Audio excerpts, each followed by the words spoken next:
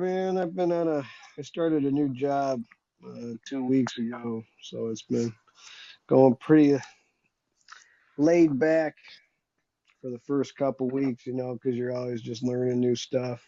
Except for this company used to own my old company, so it's just kind of going back to the old ways that we used to do shit. Uh, you should adjust well. Oh Then. yeah, because I already know all the accounts and shit like that, so it's kind of easy. Gotcha. Is that Andrew on the mic? What's happening, bud? What's going on, gents? How we doing? We doing not as good as Francis Ngannou is doing today. Shit, good for him. Yeah, you Do you ain't think? Hey, lying. do you guys think that freaking UFC stole his thunder by posting all that shit with the BMF title and everything? I mean, they stole some of it. I think that was time. Definitely, bro. I think that was planned right there. Well, yeah, I mean they got to protect their brand, bro, and like Dustin Justin is huge news whether people like it or not, bro. It's a sick It just card. is. It's a sick card, man. Fuck yeah, it is. And I think that was a cool little marketing strategy by them to say the vacated title. Now that Jorge's gone, vacated BMF, they can resell it. Like, man, beautiful job. Hey, I tried to tell y'all down. long ago, my man Gaethje's a bad motherfucker. He is. I mean, he is. He looks like a freaking nerd when he's off the fucking octagon, but when he's in there, man, it's gonna be fireworks. It'll be a hell of a fight. Yeah, I know you think I always want to fade, bro, but like Dustin, Bro, fuck. I'm just All saying, right, bro. at least admit it's an uphill battle for your boy. At least admit that, bro. But I really don't think so because I think Dustin I mean realistically, bro, Here like we look at the go. fight Here as we a go. look at the listen, bro. I'm not fading Dustin, bro. I'm not saying this is some easy fight. Listen to what I'm saying before you say here we go. Listen. Dustin is a great fighter. But the last time they fought, it was a great fight. And that was a much different Justin Gaethje. What's so He's different? changed a lot. I don't get me wrong. Since then, he's had some fights like Oliveira and stuff where he's done his stupid shit. But if he fights this fight, anything like he fought like a Tony or a Fiziev, he's got a great chance. This isn't like just some fight that it just isn't winnable for him. I feel like it's I 50-50. don't see it that way at all. Yeah. I don't see it as an unwinnable fight for him at all. But I have a I'd say point to make. this 65% Dustin's favor, in my opinion. That's all I'm saying. Well, I I have a hope he point to is, make. bro, because I love taking Gaethje Go ahead. as What's the plus point? money. Where is this fight taking place? Salt Lake City. And where does Justin Gaethje train? Team Elevation. Man, look at that. Good pick. Good catch. Fucking all right, I gotta find my glasses. He's gonna I'm need old as more hell. than that. He's gonna need more than elevation. I'm just saying. You talking about getting high? What's your game plan? I'm gonna get high. I'm gonna be up there. I'm saying it might help him knock gas. That's all I'm saying. It might help him knock gas. Well, he'll beat nowadays. I Them mean, to guys are be honest adjusting with to you, that though. They get there a couple looking weeks back early. at that, Gaethje fight with Fiziev before it even happened, if you would have told me who would have been a tougher fight for Justin Gaethje, Fiziev or Poirier, I would have probably said Fiziev. He made that shit look easy. He jabbed his face off. I think Dustin's truly elite. I think I actually think it'll be a really, really good fight. I think I favor Dustin not because I'm fading Justin, just because I favor Dustin over almost any 155er right now. But he'll fade soon. Age is gonna catch him. Like he peaked late, so in my opinion, he peaked late. So when the time comes, it'll be instant. If that makes sense. There won't be a big delay when Justin's or Dustin's time comes. You'll just be like, "Damn, he's done." That's just my opinion. I think it'll just be evident when it happens. Fucking last week, what you got? I mean, I missed the question. My fault. Oh, there was no questions. We were just talking about Justin versus Dustin getting announced. The BMF Oh, yeah? title. No way. Yeah, for the vacant BMF title. For reals? Gonna be a Yeah. bad motherfucker. What Gonna the win this title. What? Oh, damn. All right, my bad. Who you got? Yeah, it should be a good. I'm excited about it. All right. So this past week, Ulberg defeated Eor Pretoria, TKO, first round. Man, everybody picked that one right. I don't think anybody was on the wrong side of that one. Carlos called the fight himself. If you guys missed it, that's the fight. Carlos beat his ass, then stopped for a half a second, then beat his ass some more, and then walked off. Scratch it or bet it. He could compete in the top 10 heavyweights right now. Carlos Ulberg. Scratch it or bet it. Bet. I think so too. I think he could get Dawkins, Lewis, Tibera, and Tuivasa. I think he could get them all, bro. You heavyweights. I mean, it's nothing crazy. I think anybody catches a streak of winning that division. To be honest, outside of the top 3-4 guys, maybe. Yeah. I think he could see as high as number 6 right now where he's at in Tuivasa. I seen a couple guys on the internet talking about Alexander Volkov. I actually think Volkov's a real bad matchup for his ass. So I hope they don't give him Volkov. Give him fucking Spivak. Give him fucking Tui. Give him Aspinall. Just don't give his ass Volkov. What's the significant strike absolve that he's had? Like, is it like 2 or something? I couldn't even tell you, bro, but I've watched all his fights. I can't recall him getting hit. I mean, I know he has, but I can't even fucking recall him getting hit. So it's it's not much. Here, I got him up right in front of me right now. So total strikes absorbed in the UFC from or his numbers per minute. 9. Yeah, and the average is 3 per minute. So that tells you how fast he's getting people out of there. What's another one on there that I was looking at? All right, so I'm pretty convinced that the referee had money on the Mandy Böhm Kim fight. I don't care what you guys say. That ref had bets on that fight. That shit was the most bizarre shit I've ever seen. And I didn't even feel like Kim won the fight, but she lost 2 points and still only lost a split decision. Like, I don't know. Now she's cut. I know, but I don't know what cut? the fuck happened. Yeah, she got cut. Yeah, she messed up so bad, man. That was just. I missed it. So what happened? She late after the Oh, you bell? didn't see it? No, Oh, bro, my it wife was made me so go to the zoo. ridiculous. So, bro, she threw a late punch after the bell rang. They go to the corner. They come back from the corner. They get ready to go fight. The referee's like, nope, I got to take a point. How then late he was takes it? a point. Was it really bad? After the corners, they were getting ready to but start. Was the late punch bad? Is what I'm asking. No, it wasn't. But you could tell it had malicious intent because they don't like each other. So he took the point. A kick, bro. Oh yeah, it was a kick, and then he took another point. He called the fight, and he took another point after the fight had been called. Jeez. Yeah, it was nice. Cade, go ahead. I think my biggest problem with that fight is if you're gonna call the foul as a referee and take the point, then how can you take a point and deem something unintentional? At that point, just disqualify the fight.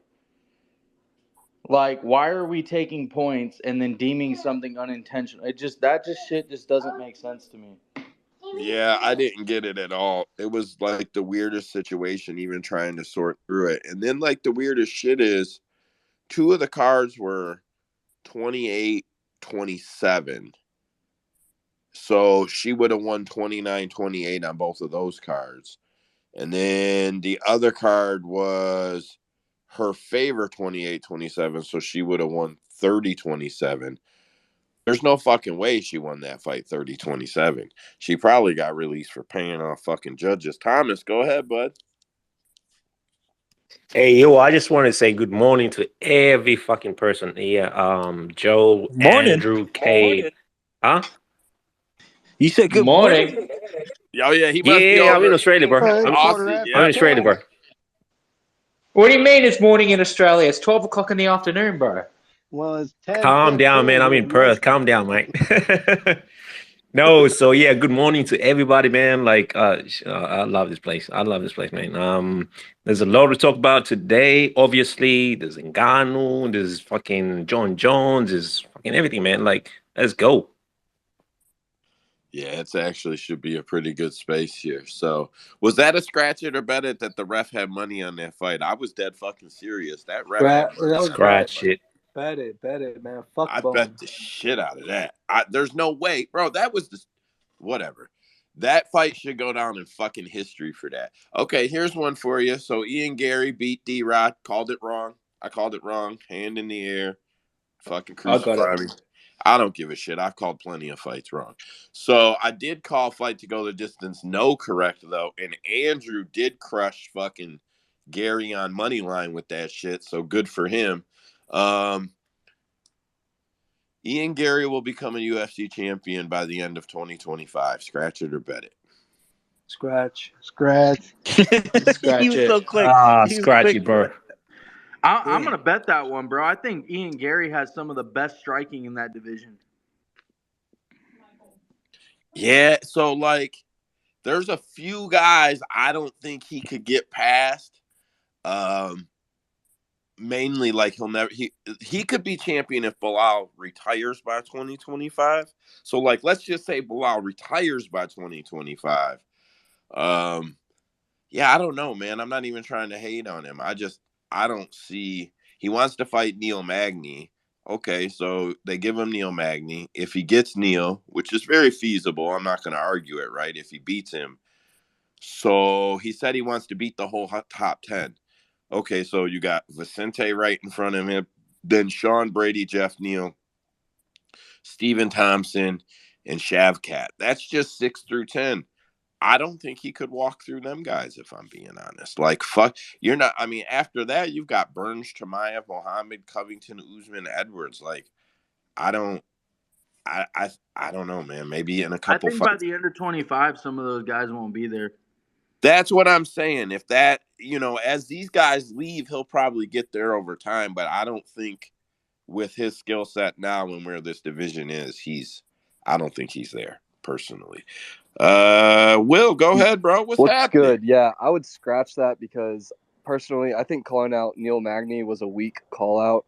I feel like if he really believed in himself, he would call out someone in the top 5. So, yeah, scratch it. Yeah, can't argue with that. I wanted to shout Rhino out. He called Kim by decision, and if the judge didn't fuck it, he would have got that. And the over 1-5 hit to a few guys in here. Bullshit. It is bullshit. And she got cut. She did get cut. She's on the roster watch. I hit the roster watch. We got it on here later. Get cut. I also lost on the over on that fight on a parlay. And I also lost a big parlay on Garry fight going over 2.5. I thought for sure that fight would go over 2.5 just because I felt like even if Garry was getting the best of him, D-Rod's toughness and stuff, like he would stay in that fight. But I just didn't So, believe in fucking D-Rod, man. He's just looked too fucking crazy in there for me. My initial and only read on that fight was inside the distance. And then Usman, I think it was, in the chat brought up leg kicks. So I started looking at leg kicks, and then I just started looking at the fight, and I guess I started finding pass for D-Rod, so I'm like, fuck it, at plus money, I'm going to parlay his ass. Bro, I should have just left his dumb ass alone. I should have just put fight to go the distance, no, in all places where that fight obtained the parlays, and I would have did just fine. So that's what I get. I should have just went with my initial. I mean, I know some people don't have the same confidence in Garry as I do, but I feel like anybody that stands with Garry right now, he could compete with. Most of them, not all, but most of them. Della Madalena. But if somebody that can take his ass down, now that's where I want to see where he's at. So you I think guys, he can. so listen though, he's ahead of Jack, right? And he said he wants to climb his way up the rankings, and the UFC favors him. I'm not talking shit about Garry. Like, please, I'm not. You think this is a situation where we see Garry kind of run from Jack, and Jack have to chase his ass up the rankings for the next 2 years? Because I don't think Garry wants that's to kind fight of Jack. interesting because in my opinion, I think Garry beats Jack. I think Jack in the guys, let's say from Neil Magny down, I think Jack is the one guy that could be a big problem for Ian. I mean, I think Ian could sleep him too. I just think he could legitimately fucking sleep Ian. Like, I think that's a war. Honestly, I just want to see that fight because I think it's a freaking war. Yeah, that's one Dana's probably hoping them guys do what they're designed to do some more so that he can make that I fight. see Dana making until those two are up at the top. Yeah, no way. He's gonna try to hold it. It's Chimaev, Shavkat. He could have made that fight 2 years ago, bro. He's still holding out. It's the same type of scenario where he's trying to hold guys to make fights. So it looks like Justin BMF is gonna be the main event of that card. So I had on here if they pair Justin and Dustin with Chandler, with Mike and MacGregor, you think that would set a UFC pay-per-view record? I still do. I would still bet that, but it doesn't look like that's getting paired now. So it's not overly relevant. But I'll ask, if it was Justin, Dustin, Mike, and Connor, you think that would set the UFC pay-per-view record? Yeah, if MacGregor headlines it, because I don't think MacGregor's a co-main. Yeah, I agree. It would have to be Mike and Connor, and then Justin and Dustin under him. But bro, I think it would set the record. I really do. I'll be honest with you. It doesn't matter who you are. I don't think anybody's headlining over MacGregor. If he's on the card, he's a headliner. Is Dustin still 5 rounds in this scenario? Yes, 100%. It's for a title of a bad motherfucker. No, he's saying in my scenario where they would co-main, yeah, they would still have to be a 5-round fight, in my opinion. So I don't know. I just think it would break fucking records, but the UFC is going to have a massive summer. International Fight Week's card is kind of weak, to be honest, but international. I have a question. Yeah. Is this on paper? Is 291 the best pay-per-view without a title as a headliner? So there's only been like 1 or 2 pay-per-views without a title headliner. So like in modern era. So I know there was Nate Horay, right? Nate and Masvidal did numbers, right? Yeah. It so did you're not pretty giving good. respect to the freaking BMF title, huh? It's not real to you? Yeah, it's plenty fine to be real to me. It's not for real selling at all. The pay-per-views, fuck you but talking? His yeah, I fake mean, is but up. it's not.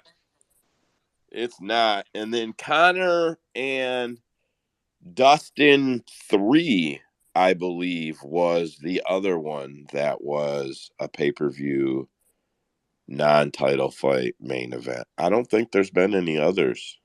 I could be wrong, but I don't think there's been any others. And guaranteed that did numbers. Yeah, I was there, and then he broke his leg. It was like the biggest like lack of climax I can possibly fucking describe to somebody. No, I'm gonna have a busy ass July, bro. I am going to that Gaethje and Poirier fight. I have enough points on Southwest to book that shit. I actually already did. Bro, I knew no matter what, you would be at that shit. All right, so I tried to get through this shit in like 30 minutes, and I'm in my last 10. So the ABC Charlotte card had 11 bouts, only 1 hour, 31 minutes of total fight time. That's fucking really low. 18,712 people. For a total live gate of 2,090,000, set the Fight Night domestic record. So the most attended fight night in US history for the UFC. Betting favorites went 6-5. Betting favorites in main events improved to 9-7 on the year. Debuting fighters went 1-0. There were 5 performance of the night bonuses. 4 different referees. $211,500 in promotional guidelines and compliance bonuses. And the on-topic spaces for recommended bets went 13-4. The guys on tape fucking smashed it. They went 4-1. A couple fights I haven't mentioned yet. Johnny Walker, Anthony Smith. Yeah, not really gonna mention that fight because But you do it got to fucking mention sucked. a record that was Nah, that was a tied. good fight. A record that was tied, which was Matt motherfucking Brown knockout. Oh, we'll be there. Cashed on that. I missed the How about battle? So Yeah. fight to go the distance, no on the Walker fight. I missed that one last week. Moreno defeated Means. I feel like I know I was on the fight to go the distance, no, and I know there were a few guys in the group that were on Moreno to get the finish. Usman was for sure, so that was probably a good cash for just about everybody that was around here. Matt Brown set the record, and then I had to hear fucking Conor McGregor and see 9 fucking reports about he's going to break the record. No, he's not.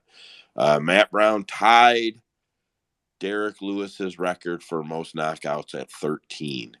I would say longevity-wise, Derek probably edges him out. Derek probably gets to fight a few more lower-end guys before he retires, and he's probably got a few more left in him than Matt, I think. But maybe I'm wrong. The next closest guys are Thiago Santos, Anthony Johnson, and Anderson Silva, all at 11. So nobody's coming for them fast or no shit. How much Pick. does Connor have? My fault for interrupting. He's got 8. I looked earlier. It was 8. I think he needs 5 to tie it. Maybe he's got 9 and he needs 5 to break it, but either fucking way, he's back there. He would need 5 more UFC fights to break it. I do know that. Dead Picks was on Brown for that fight. Fucking good fucking cat, bro. Good pick because you were pretty stout on him. My lock of the night, Carl Williams defeated Chase Sherman, unanimous decision. What a fucking surprise. It went the distance. Carl Williams went the distance. What a surprise. Catch weight bout between De Silva Andrade and Cody Stamann went the distance. So the card opened with 4 upsets. It was Liz Bosa upset Jessica Rose Clark. Then Brian Battle upset Gabe Green. And then Mandy Böhm upset Kim. And then, sorry, they're a little out of order because of the scratch it or bet it. And then De Silva Andrade upset Cody Stamann. I think one of the odds had switched, so someone swung as a favorite by the time the fight went off. By opening odds, there were 4 upsets right off the rip. So I doubt anybody parlayed them in here, but fuck, I hope somebody did and cashed the shit out of that. Hey, yeah, Joe. Yeah. What's your thoughts on that fight, the Stamann? Cody Stamann? The Cody Stamann fight? Yeah.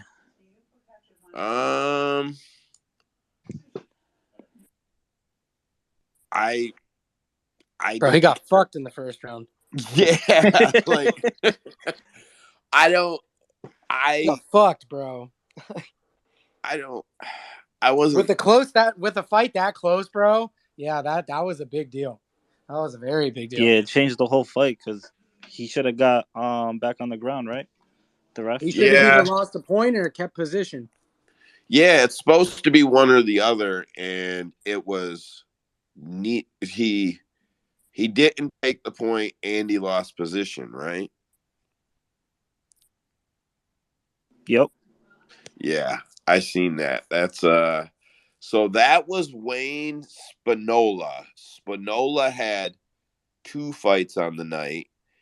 Then the other ref that did the weird point shit was Larry Carter. He had 2 fights on the night.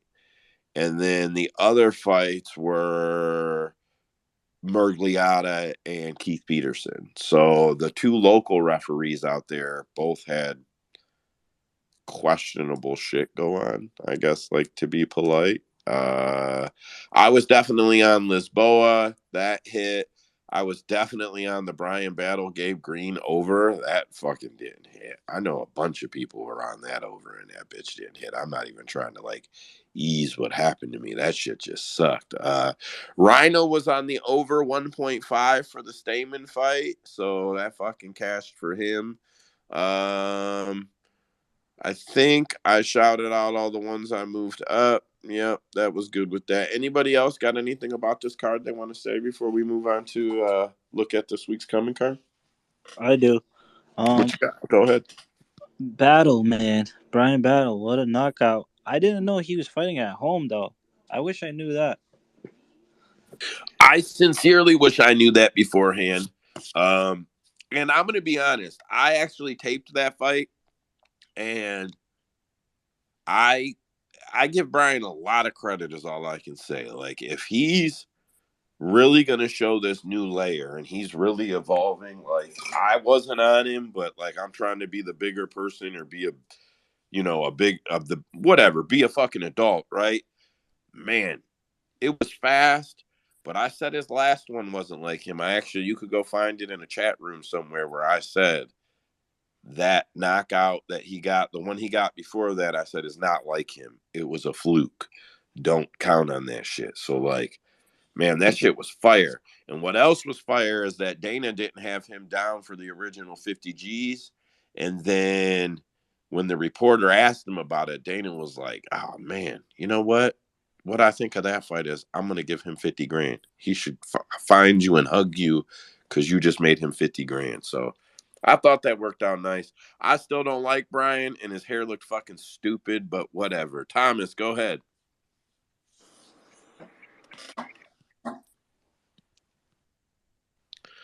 Well, Thomas got his hands up but don't want to talk to me. Kate, what you got? This fucking pass card sucked. No, I think Kay was before me, man.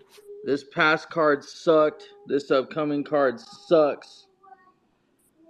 And what's after that? So there's like a couple okay fights on this card. I just said a couple okay fights, man. Don't fucking butcher me out here. Bro, we got Vanessa Demopoulos on this card, I'm man. That's all we actually need. going to agree with Andrew for once and stroke his fucking PFL ego. I think I'd rather go watch PFL than watch this bullshit on Saturday. Oh, yeah. Name 4 people fighting on the PFL card. I can't, but I bet you'd be better than this weekend. I bet it fucking won't. That's just that shit they sell you, man. Don't let them hype you up.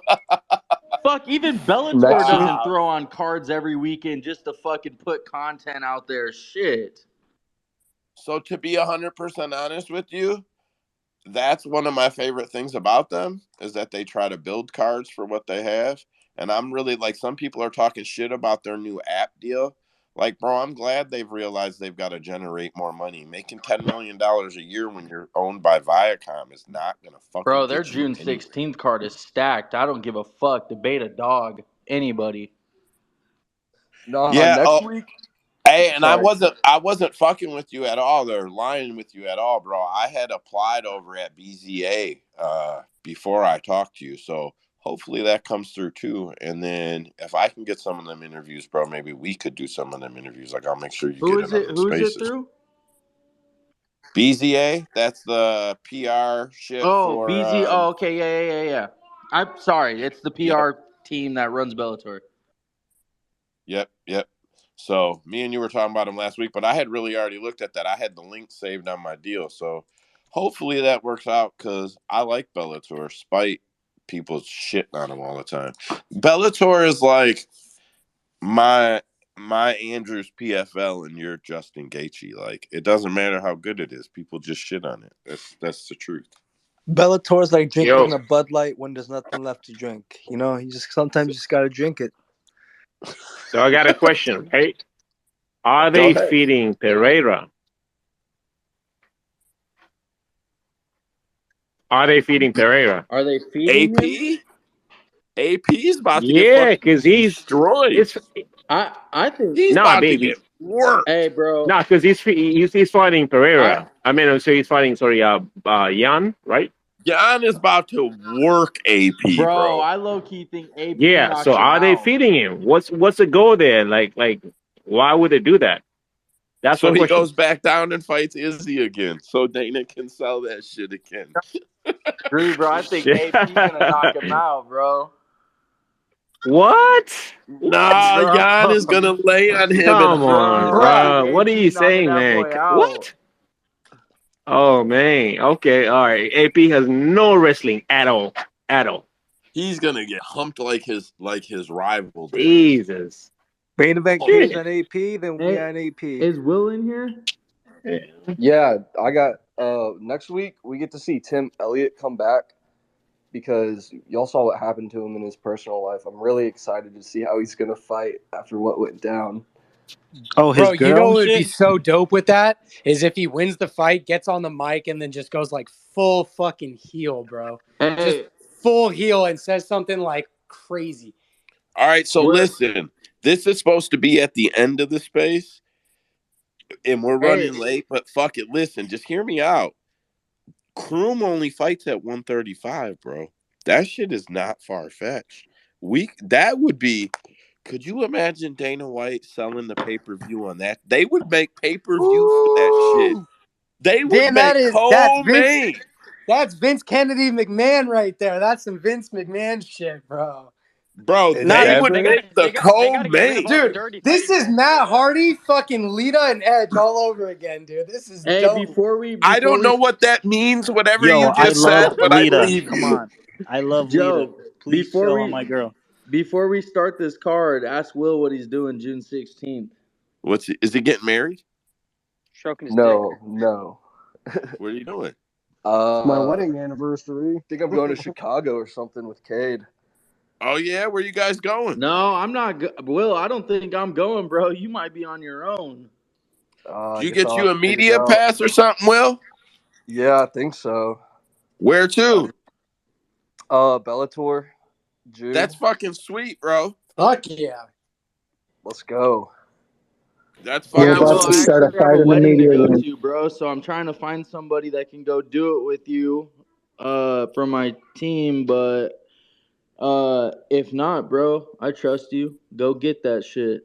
Oh yeah, for sure. It's gonna Did you be say Chicago? It's Will on. and Dead Pigs? Is it on June 16th? Is that the date? Yeah, June 16th. Son of a bitch! My fucking Rhino's anniversary. like, I would drive out there. But it's my anniversary.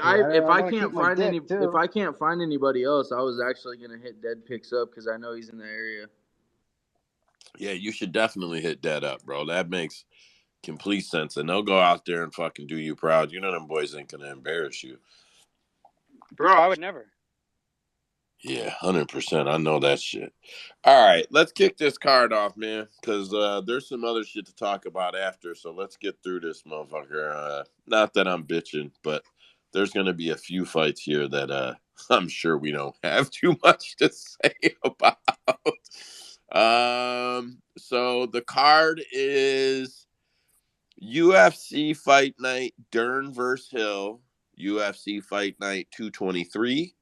UFC Vegas 73, UFC on ESPN Plus 81. All of those cards will simultaneously take place for the same organization in the same arena on May 20th at the Apex. So I guess it's not really an arena. What would you call the Apex, Andrew? You've been there. What would I call the Apex? Is it like a gym with a cage in it? Like, it's not an arena. Like, I need you to gauge it for me. What is it? A venue, no? The best way to explain it is it's like a huge open floor, like just a ridiculously open floor plan, but then they block it off with a bunch of stanchions and stuff. I would say it's probably like 3 different sections. You have your entrance, you have the area where the cage is, and then you have where like all the weigh-ins and stuff are on the other side of the curtain. But it's huge. It's a pretty big building, and it's nice as hell. It definitely looks like an arena, just minus all the seats and shit. All right, so we'll call it an auditorium of fights. So it'll that's take decent. at the It's a Apex. little bit. It's like an upgraded auditorium, if you will. All right, we'll go with that. A couple fights this card had, and it lost. Flyweight fight between Clayton Carpenter and Steven Ursig. Ursig. I don't know who the guy is. I'm just being honest. I do know who Clayton Carpenter is, though. Women's strawweight bout between Emily Ducote and Polyana Vienna was canceled. Women's bantamweight bout between Raquel Pennington and Didn't Arena. Lupita step in for that? Yeah, Lupita's in. And then Raquel Pennington and Irene Aldana fell off of this card. I'll go ahead and kick the card off. Me and Andrew we're going to rotate them out tonight. First fight of the night. This is an exciting one, guys. Is Takashi Sato versus Themba Gorimbo. It's Gorimbo. I can't pronounce it right. I get a lot of them, but I miss a lot of them. Sato is 16-6, 5'10", 73 inches of reach.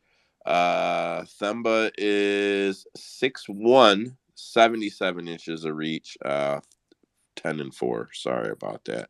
Themba only has 1 UFC fight, so his stats aren't real relevant. In 6 fights in the UFC, though, Sato averages 2.2 strikes per minute and absorbs 4.2 per minute.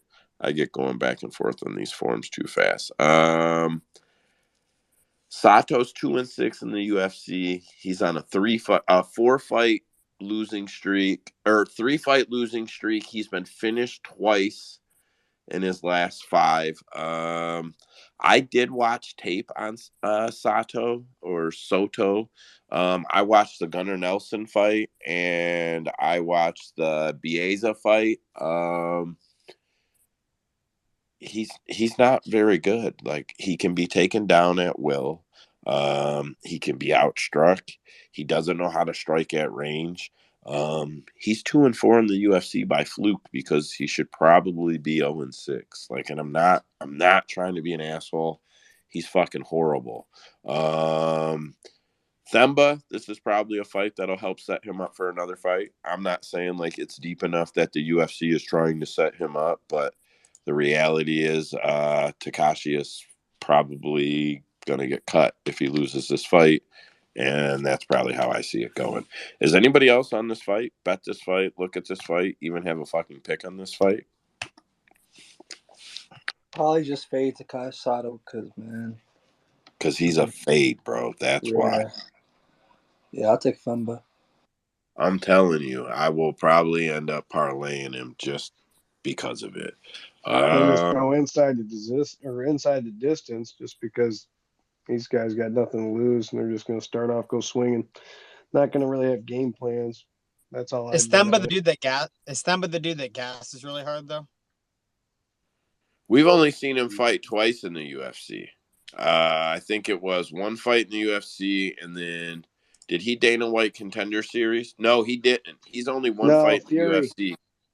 UFC. AJ Fletcher beat him in February. He Guillotined was a his ass. wrestler. Yeah, You may he's a remember. wrestler. Second round. So he made it, one round, got finished at 1 minute 37 seconds. He didn't do well. I watched the fight. He didn't do well.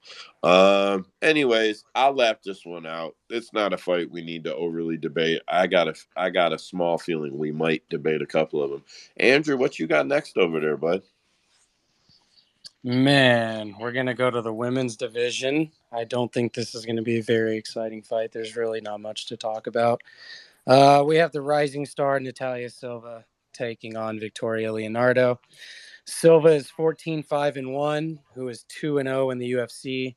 Leonardo is 9-5 with a 1-2 record in the UFC. They're pretty similar in size in terms of stats.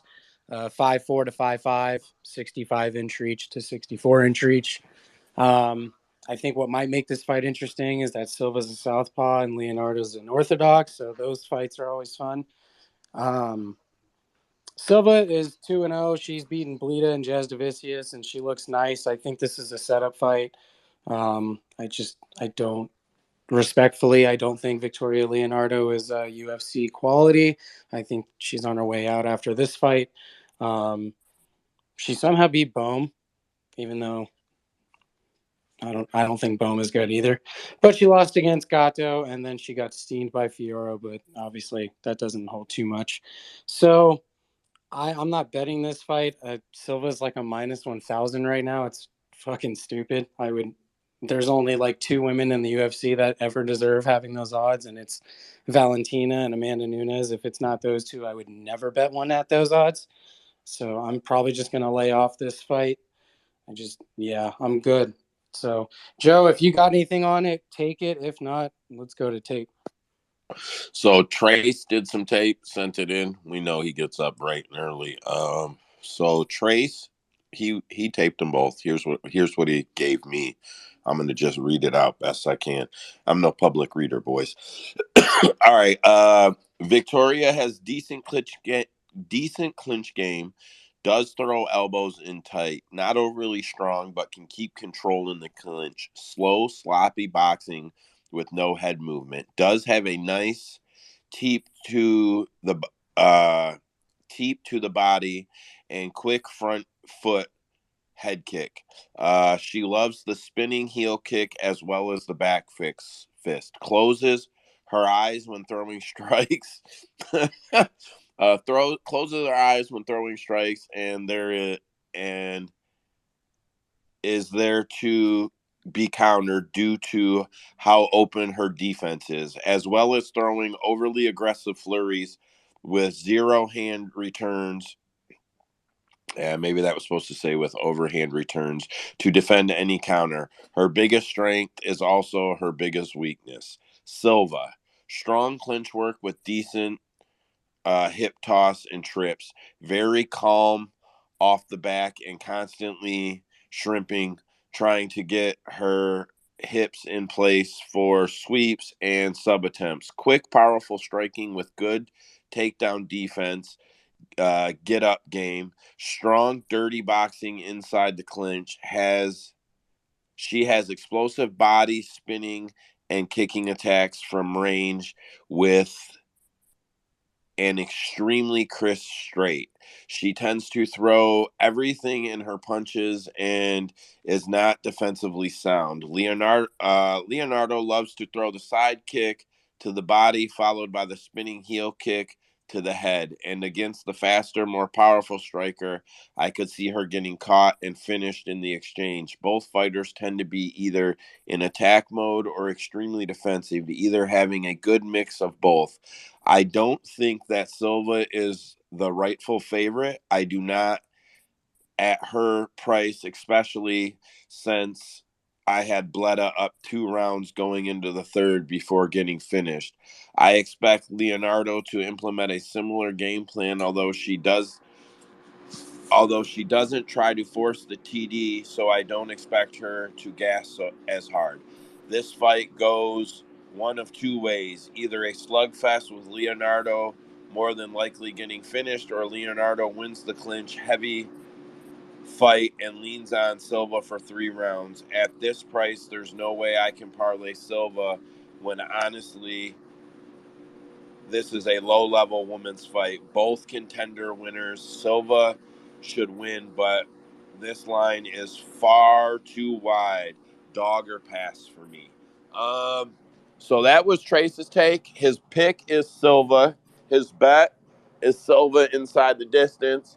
His prop is to take Leonardo to take her money line, and his super would be take her by decision or split decision. I will say this, so switch out of Trace mode. I'm going to hop in real quick. I've taped Silva. I'm very high on Silva. I think she has a bright future in the UFC. I did before this fight. I did for her last fight. I will figure out a way to find some decent odd because I'm lucky enough to have DraftKings, and I will parlay her. I will find her by the combo of KO sub or find her inside the distance, and I will find her at probably half of what she's at or better, and I will parlay the shit out of her. Usman, go ahead. Yo, you got me? Yeah, bro, I got you loud and clear. I was like, all right, I guess. No, I just want to say, am I the only one that thinks Victoria, right? Victoria Leonardo? Am I the only one that thinks that she looks exactly like Dustin Poirier in a wig? Like, I swear, that's Dustin Poirier in a wig. And every time I see her... Bro, her Sherdog photo looks like Justin Bieber, and I'm not being an asshole. They do the little icons, like the little circles like we got in here when you look at the whole card. Joe, you can't make an asshole remark and then be like, and I'm not being an asshole. It's just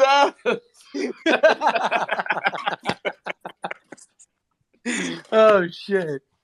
I got nothing, man. I got fucking nothing. Andrew, you got anybody else on this fight? Anybody else got anything on this? I don't blame you, Andrew. You got anything else on this fight? No, not really. I mean, I could read off a bunch of stats, but there's no point given the small sample sizes. So there's really no point. It's such huge odds. There's no reason to put that much energy into this fight. Fair enough. Fair enough. I'll kick off the next one. Next is Chase Hooper, Nick Fiore. Hooper is 11-3-1, 6'1", 74 inches reach, southpaw. Fiore is 6'1", 5'10", 72 inches of reach, orthodox. Fiore only has one fight in the UFC. If you guys remember, Rebecca beat his ass. I actually remember the fight. Rebecca beat his ass. So that's not nothing good to take. He can take a hell of a hit. He can take a hell of a hit in that fight. I mean, you gotta give him some heart. He took some fucking right on the chin and ate that shit. So you gotta give him a little bit on that. I mean, I do. Chase Hopper ain't gonna knock him out. I can tell you that. I agree. What I'll say, I like Hooper. But I like Hooper. I mean, not like I'm a huge fan, but I think he's a good guy. I think he shows slow, steady improvement.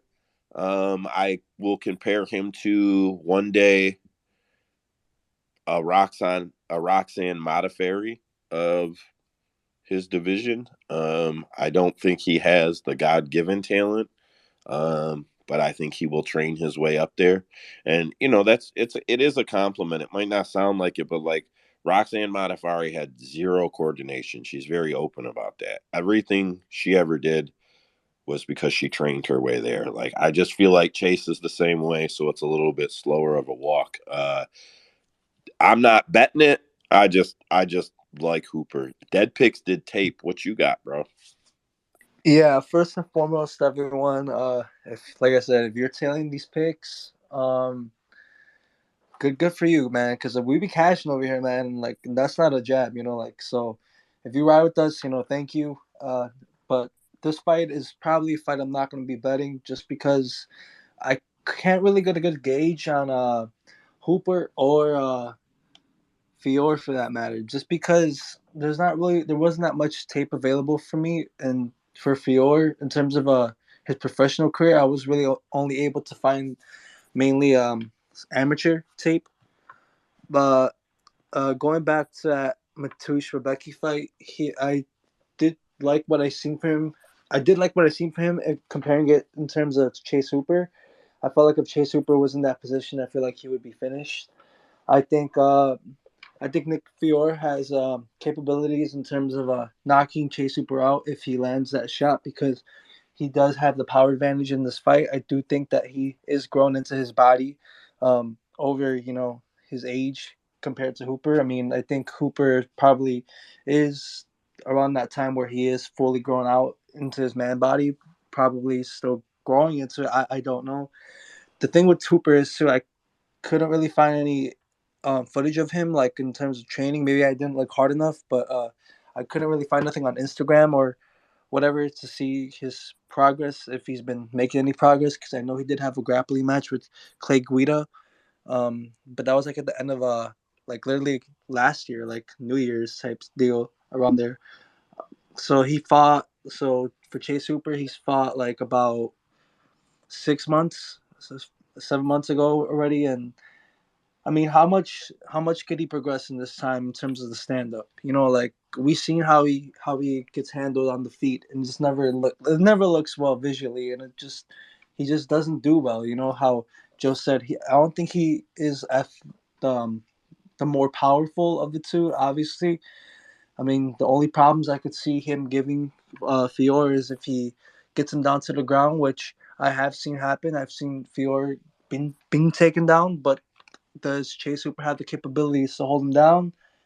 I don't know, honestly. I think Chase Hooper's best options obviously to take him down, get a submission. But if he's gonna be on his butt trying to do that, jujitsu player, usual type, just trying to keep you like in his guard, off his back, then I don't know. I don't see it for him. I mean, if anything, if you had a gun to my head, I probably would take Fior just on the account that, like I said, he does have the power advantage, and if they are going to keep it on the feet, that God forbid, for Chase Hooper's sake. But if they do keep it on the feet, then I do obviously see advantage going towards Fior.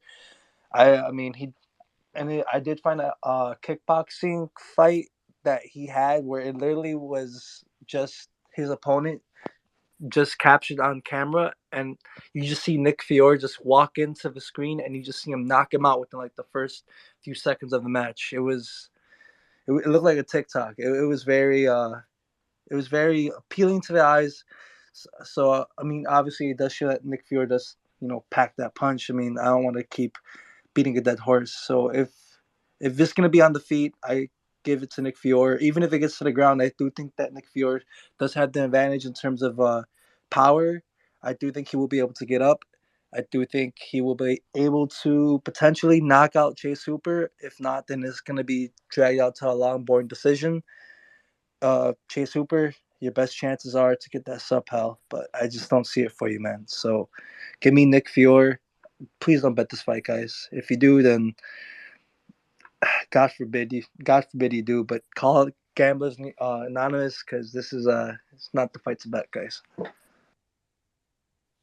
Yeah, they're not all fight. You don't need to bet them all, bro. You look for spots. So I'm not mad at you. I give you credit for calling that shit like that when you see it. Will, what you got on this fight, bro?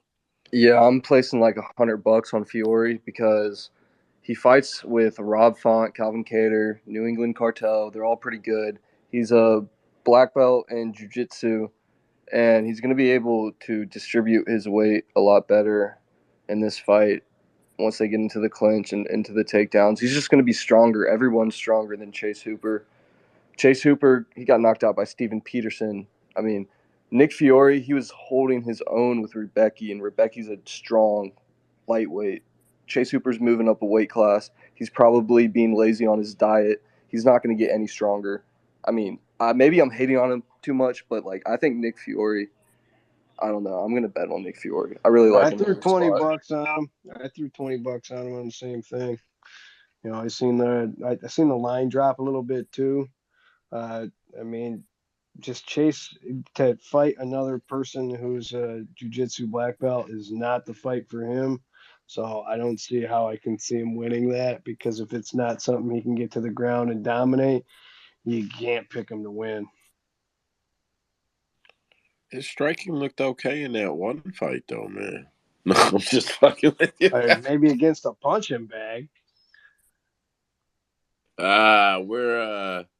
Man. Anybody else on this fight? I'm not gonna let us kill it on a Chase Hooper fight, Nick Fiore fight here. I'm I on did. it. What are you betting on that shit? Nah, I'm just betting Fiore because he's from Massachusetts, man. Shout out Massachusetts, baby. We out here. All right, I can't be mad at that shit at all. Man, so there's a gang of motherfuckers betting on Fiore in here. Man, I'm probably gonna have to. I don't know. Anyway, I'm gonna lap that shit out. Andrew, what you got next over there, bro? Man, we got a super exciting fight coming up in the heavyweight division. I'm super excited for this one. Yeah, boy. Did I mention I was excited for it? Yeah. We have Ilir Latifi versus Rodrigo Nascimento. What the fuck? Yo, what the hell is that? There's a soundboard. It's been built into this fucking place since we started using it, bro. I don't advertise it because motherfuckers will be making it go off like crazy, but there's a whole fucking soundboard used for shit like that. Damn, good timing. That was funny as hell. My bad. Go ahead. So we got a couple UFC vets, which is kind of cool. Latifi is 17-8 with 1 no contest. He's 9-6 in the UFC, which is, I mean, I know it doesn't look like a pretty record, but that's actually pretty good.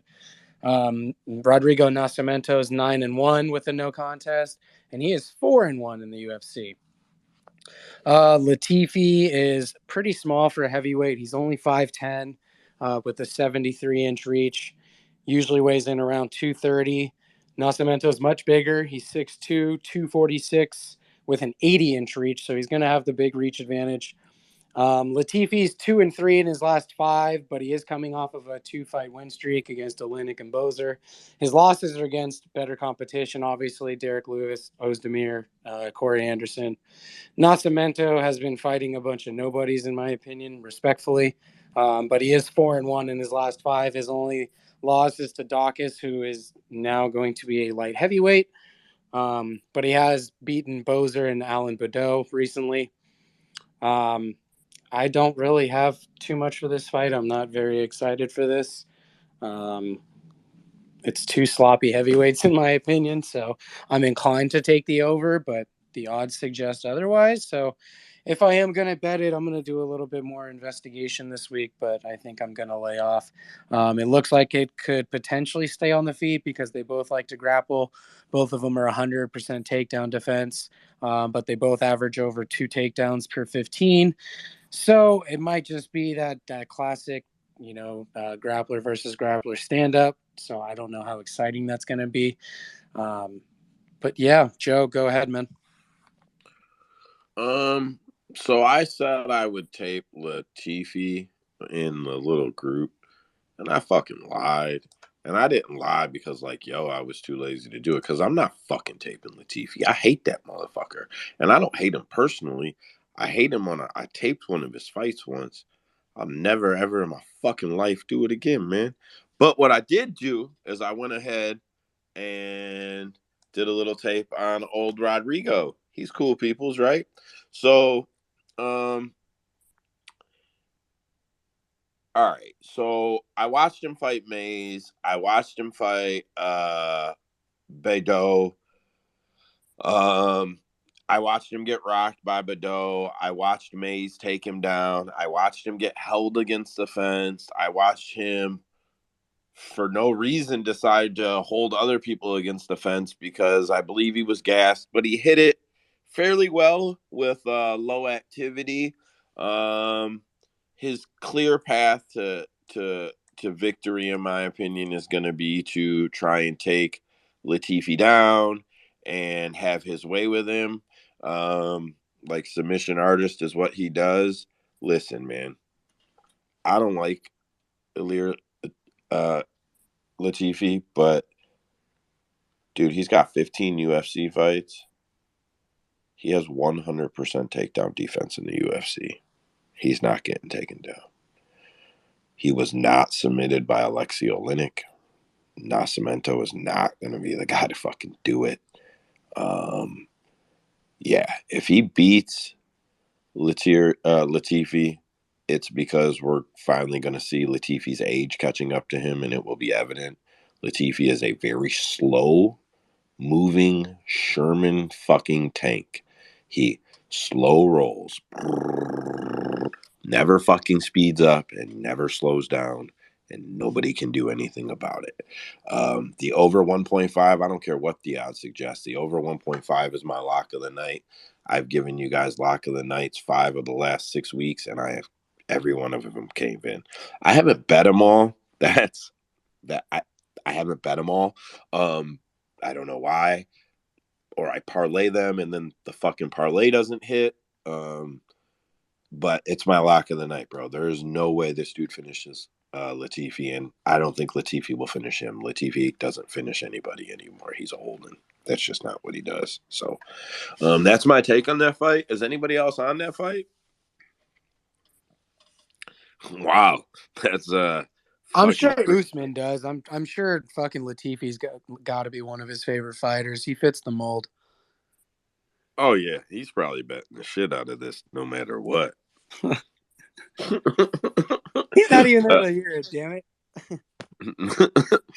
Either way, fucking yeah, I'm no surprise. I'm not heartbroken. I really do think that man, that over 1.5 is lock of the night. But if you're not on DraftKings, you probably won't even have a chance to get over 1.5. It's probably over 2.25.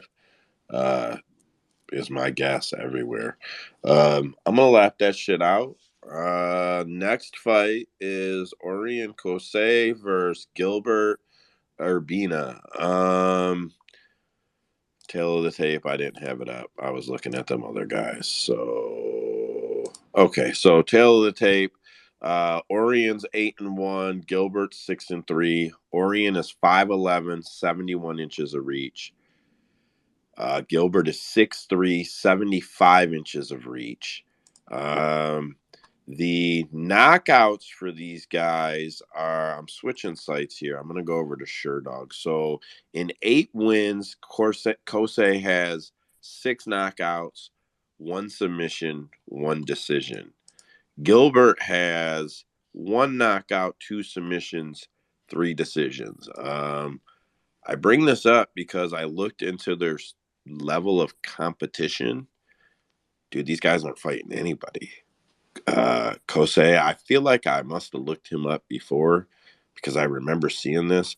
The opponents that got him to 8-1 are 2-2, 18-52 on a 13-fight losing streak. 4-3, 0-1, 1-5, 5-4. He beat one guy that seems legit, 9-0 on the Contender Series. Got KO'd by Philip Rowe. And then UD'd Blood Diamond. Woo fucking who, right? Urbina, you're like, oh, so Urbina is the side, right? No, bro. Here's who got him to 6-2. 1-1, 1-1, 1-2, 2-2, 5-2, 10-4. Lost his UFC debut to Brian Battle. Rear naked choke.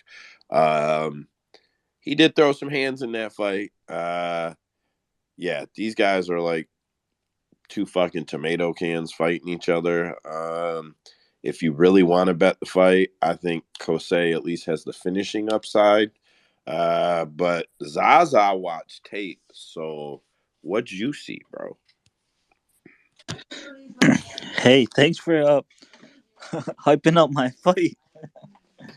2 complete tomato cans. But yeah, dude, this was the honestly hardest tape I've done this far of me being on here. You pretty much nailed a lot of it, though. I'll give you credit for that. Um, so I'll just skip to what I had for my bets, and I have fight to start in the second. I think this fight's gonna go over at least the first round for sure. Cause like you said, both these guys, Urbina, he could throw hands. I guess he's a third brother that's fighting in the UFC. So both his brothers fought in the Contender Series. Oh, that makes sense because I've seen the name before. Okay, that makes sense. Yeah, he's a third Urbina brother. He's tall too. He's 6'3", and he's going down he's going down a class, I believe. So he's gonna be really tall for this division that he's in. And then for Orion, like you said, he's pretty good. He could throw hands too. He's pretty strong, physical. He's a pretty good fighter overall. The only like thing that was kind of sketchy was they said he was out for like 4 months because of COVID. He had caught COVID bad from getting the that shot, and then I guess he bounced back and he's looking for a fight. So that might be the only like kind of sketchy thing, but he's kind of game at my point. He's pretty good, but this fight is honestly very difficult to judge. So I'm just gonna go with the round to go over, and then a lean possibly is Orion by finish or inside the distance. Yeah. Did you also catch the? Did you catch that Kosei fought last July, but Gilbert hasn't fought since he got our rear naked choked in August 2021? Yeah, he hasn't fought in 2 years or something like that. Damn near 2 years. So like, it's one of them things. Like, bro, you might see major improvement, but if you might see none too, because we've seen that. I know you said round 2 to start. Yes. What else do you say, bro? You got to pick. You got. I'm like not no bet. I'm holding you account for who you picking on that shit. I would lean Orion because he's a little bit better, but honestly, it's a tough ass fight. Like it could go either way because, like you said, Urbina, he got pretty decent hands. Like, and he got a long reach. So like, for his way to win the fight he would have to use those. But Kosei's nice with the grapple. He got it. I mean, not grapple. He's good with like takedowns, but like he doesn't really submit guys like that. And like you said, he probably faced Tomato Can, so that doesn't really mean much. For sure. Usman, what you got, bro? Question: isn't Urbina a wrestler? Yep. That don't mean shit to me. Urbina's is from 20 minutes away from here. We're going to Urbina all the way to the moon, motherfuckers. Yeah, but are you okay? I got you on the pick. That's fine. But are you betting his ass? Fuck yeah, I'm betting him. I'm going for my hometown parlays. Carlos Diego Fiera and Urbina, motherfuckers. Cash that ticket. I mean, the way you sold it though didn't make me feel like.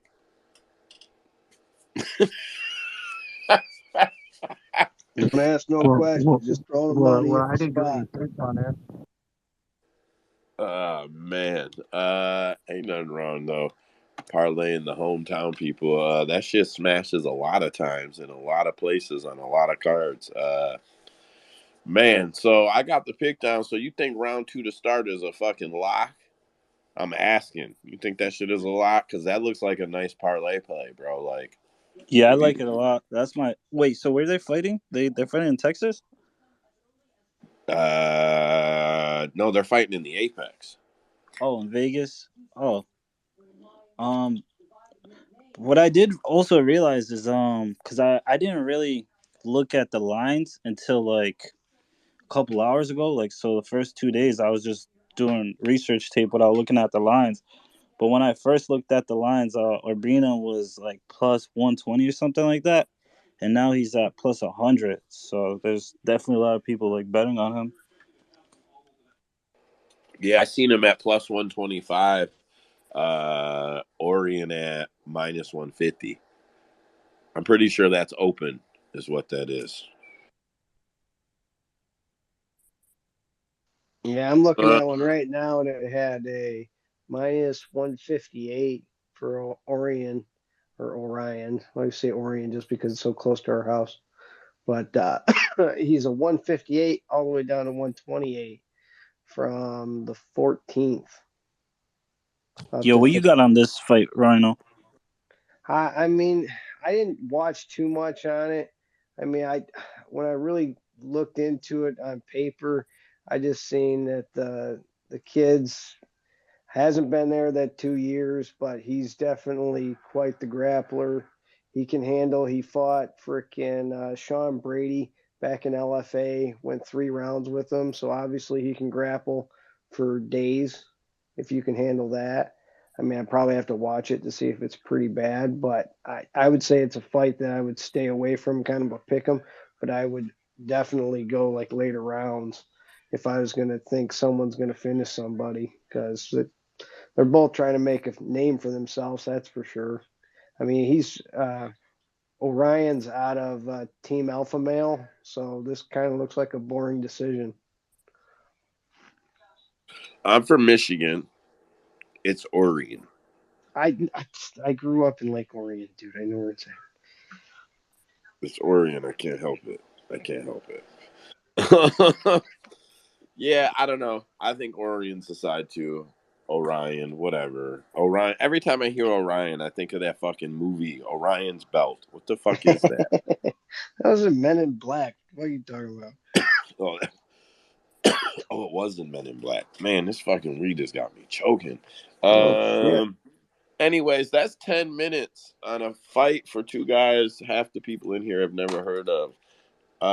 Andrew, what you got next over there, bro? Oh my, Andrew, you got the exciting half of the card this week. I just gotta say, bro, go ahead.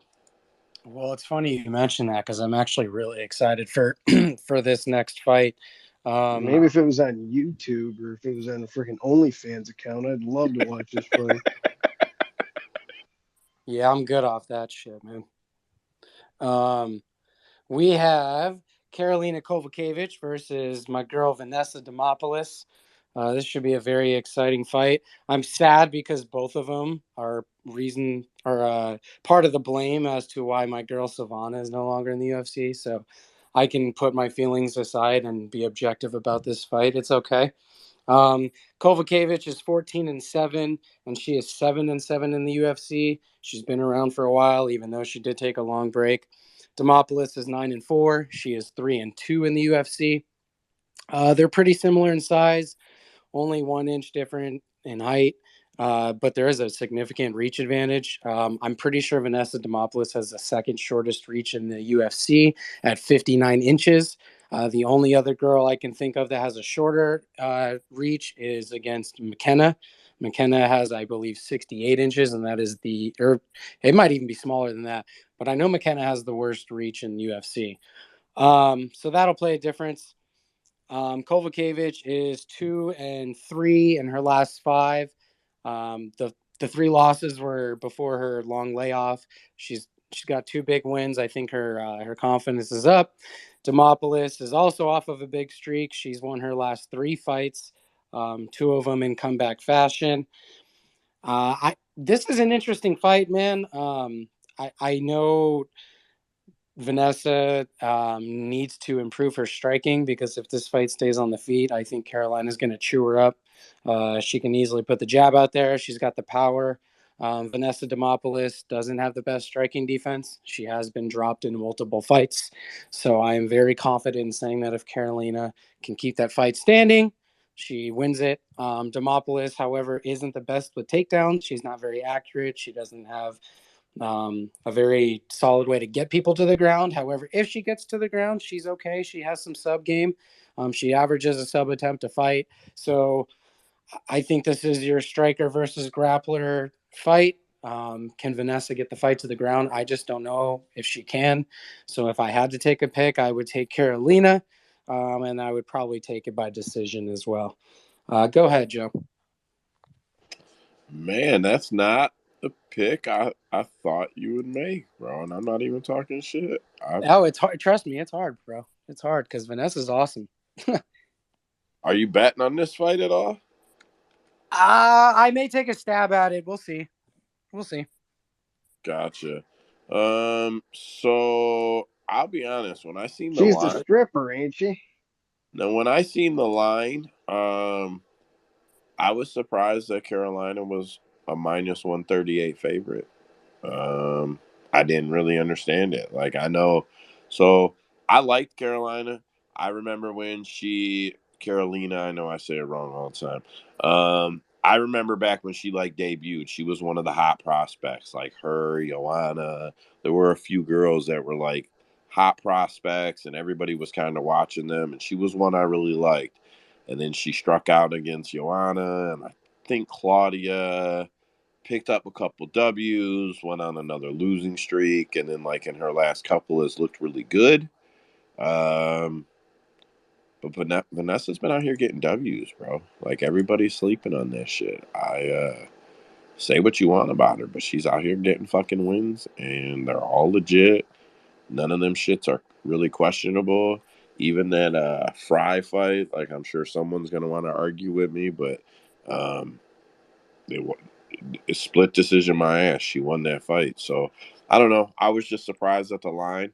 I'll actually probably, and I say probably, what I actually wrote was likely and highlighted it. Will parlay Vanessa, but it will be like, I like to try to make like a nice 4 or 5 leg, 2 of those, and then I play some crazy shit, add a bunch of shit to it.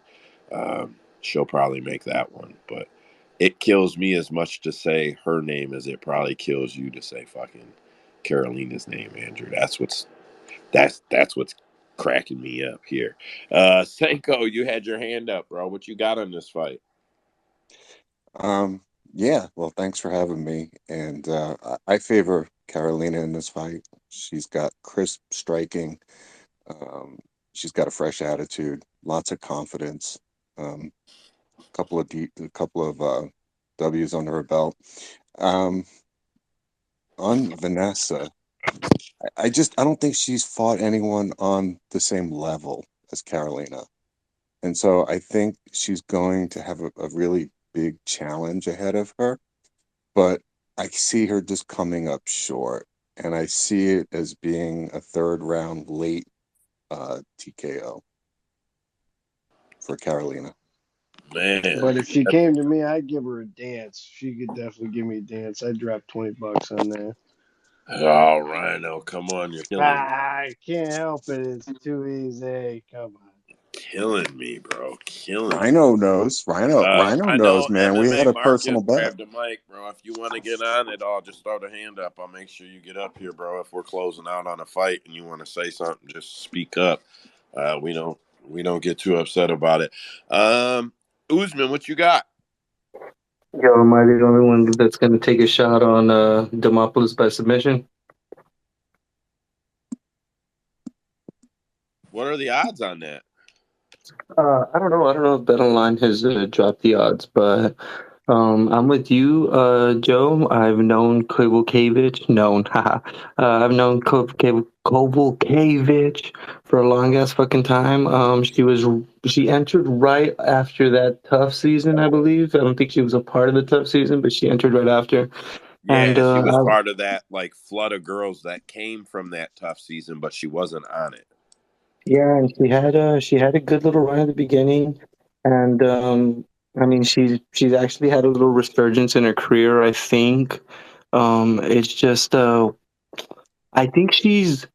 I think the problem here on why I'm going to go for sub is because I think she knows she's too skilled for this. I think we've seen multiple times where she'll be in somebody's guard and she'll be like, you ain't going to get me with no armbar. You're not going to get me with a triangle. Let me try to beat you up, or let me try to get back up to my feet. And I think we might just see a slip here. Whether it be like her age or she's just not in it. Plus, Demopoulos, I think she's still over there with Fight Ready. I really respect that camp and Santino DeFranco as the mind of the corner back there. I feel like Demopoulos isn't going to be anything huge, but we've seen tiny little growths, whether it even be just being able to bite on the mouthpiece and say, fuck it, we're in a fight.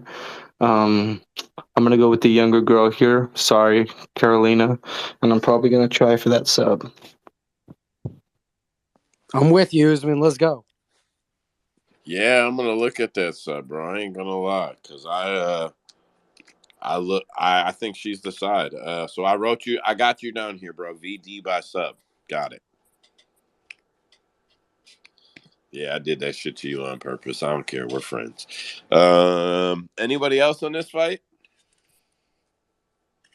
She was at Fight Ready or Fight Ready, the institute place. Yeah, I know Demopoulos was there. I don't know if she still is, but I know she was there for at least like the past 2 or 3 camps, I think. No doubt, no doubt. It says her association is the Horian Trading Center, but man, that shit on SureDog is not always right. So just fucking throw that shit to the wayside, I would assume. When we asked Miranda Maverick, she was like, that was like 3 fucking gyms ago. She didn't swear at us, but she was like, no, guys, I left there, went here, and then I left that place and I'm over here. We were like, oh, right on. Hey, I did see something. If you look at Vanessa in the last 2002, 2001, she's been doing a lot of grappling competitions as well. So she's definitely been preparing in the jiu-jitsu, situation. She took a rear naked choke loss in an overtime in March of 2022. So, I mean, she's definitely been working on her grappling as much as you guys think she's getting submitted. Yeah, I don't think she's getting subbed. Anyways, that is the longest we've gone on any fight, and 10 minutes we're lapping that shit out. We're done. That's it. I'm not going. We hit 10 on the dot. Next fight we got tonight is Mahashat versus Borashev. Weirdly, the UFC only has him as Mahashat. They don't have a second name. So we'll just go with that versus Borashev. Mahashat is 9-2. Borashev 6-3. Mahashat is 6 foot, 71 inches of reach. This is at 155. Borashev is 5'11", 69 inches of reach. 3-4 fights apiece. Both guys coming off losses. Both got Mahashat throws 2.5 strikes per minute, absorbs 3.3. Borashev throws 3.3, absorbs 3.3. Neither guy has tried to take down at all in the UFC, so this one's definitely going to stay on the feet. I'm not overly high on either guy. Both guys have had some flashy KOs. I did, I highlighted them, I'll say. But I didn't have to dig into this one, and I was really happy because Dead Picks did tape on this shit. What you got, bro? Yeah, so I'm just gonna take Borashev by knockout decision, and then for him to do his stupid little dance afterwards. But the reason why I say that is because Mahashat, man, he's just he's not really I wouldn't say he's that good, man. I think he even fucking lost his Dana White's Contender Series fight. He's a slow starter for me. He has, I think he might have the power advantage. Probably not, honestly, because if anything, they're probably even on that scale. I know Mahashata. Literally, like I said, like the first few rounds, he might slow start. Which, if that's going to be the case with this fight, then fucking cruise for Borshev all day. But the reason why I think he might have a chance is because I noticed in his fight with who was it? With Steve Garcia, he did show that he did have power. He dropped Garcia, and but the thing about him is that okay, so for both these guys, they have shit takedown defense, but I don't think that's gonna be a matter in this fight. But if for some reason there is some like type of oh, you want to wrestle now moment, then I do think that maybe Mahashata might have the advantages because he's going to be, I would say, the bigger of the two.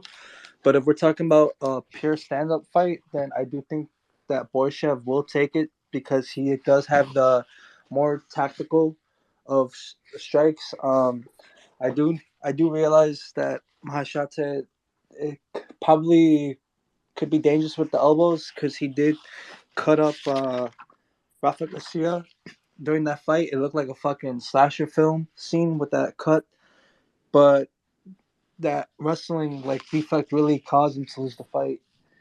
Like I said, I don't really see wrestling happening going on. So if we're gonna go from a pure stand up, I probably will lean at Borshev. He did get 2 knockouts back to back, and he did lose 2 fights back to back. The 2 fights that he did win were straight knockouts, and the 2 losses that he did face were straight decision losses because of obviously the wrestling deficiency. He just got fucking wrestled shit by the Casey. Like he was really on his back. There was like no answers for that fight. So there was really nothing to go off in there. But the second fight with who was it? I think it was Beast Boy. Um, yeah, Mike Davis. That fight was it did have some missed moments in the stand up, but ultimately it did end up going to the decision loss for Borshev because of the wrestling deficiency. So, man, I could somehow see a way where Mahashata gets a knockout if he does get lucky in the exchanges. But the thing about him is he doesn't really cover up well, and I wouldn't say he counter punches well. I do think that his weakness is the counter punches when he does decide to go forward. I do think that Borshev will have the advantage in the counter because he did find a counter knockout against fucking I'm pretty sure it was Dakota Bush. Man, I'm gonna just say Borshev. I'm gonna bet Borshev because I do like him. I do think that he will have the better of the tactician in terms of the feet. And if anything, if it doesn't end up by knockout, I do obviously see a decision. Mm, but I do lean the knockout. So if anything, I'm gonna just side with Borshev. Uh, yeah, I can't be talked into my shots, man. I couldn't find it, and I couldn't find anything for me that indicated that I liked him or anything in the game. But if anything, yeah, he might get a knockout, but I just can't see it. I just can't. So give me Borshev, Slava Claus. Bro, I already had you down for Borishev pick, Borishev bet, Borishev KO prop. I've been heard what you said. I typed that shit out like 3 sentences ago.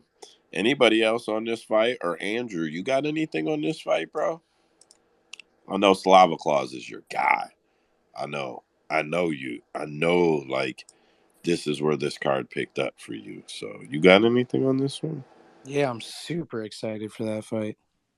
Just overwhelmed with joy and Bro, excitement. listen, my youngest daughter watches the Emoji Movie over and over and over. And today, for this card, you are meh. It's okay though. The card is meh.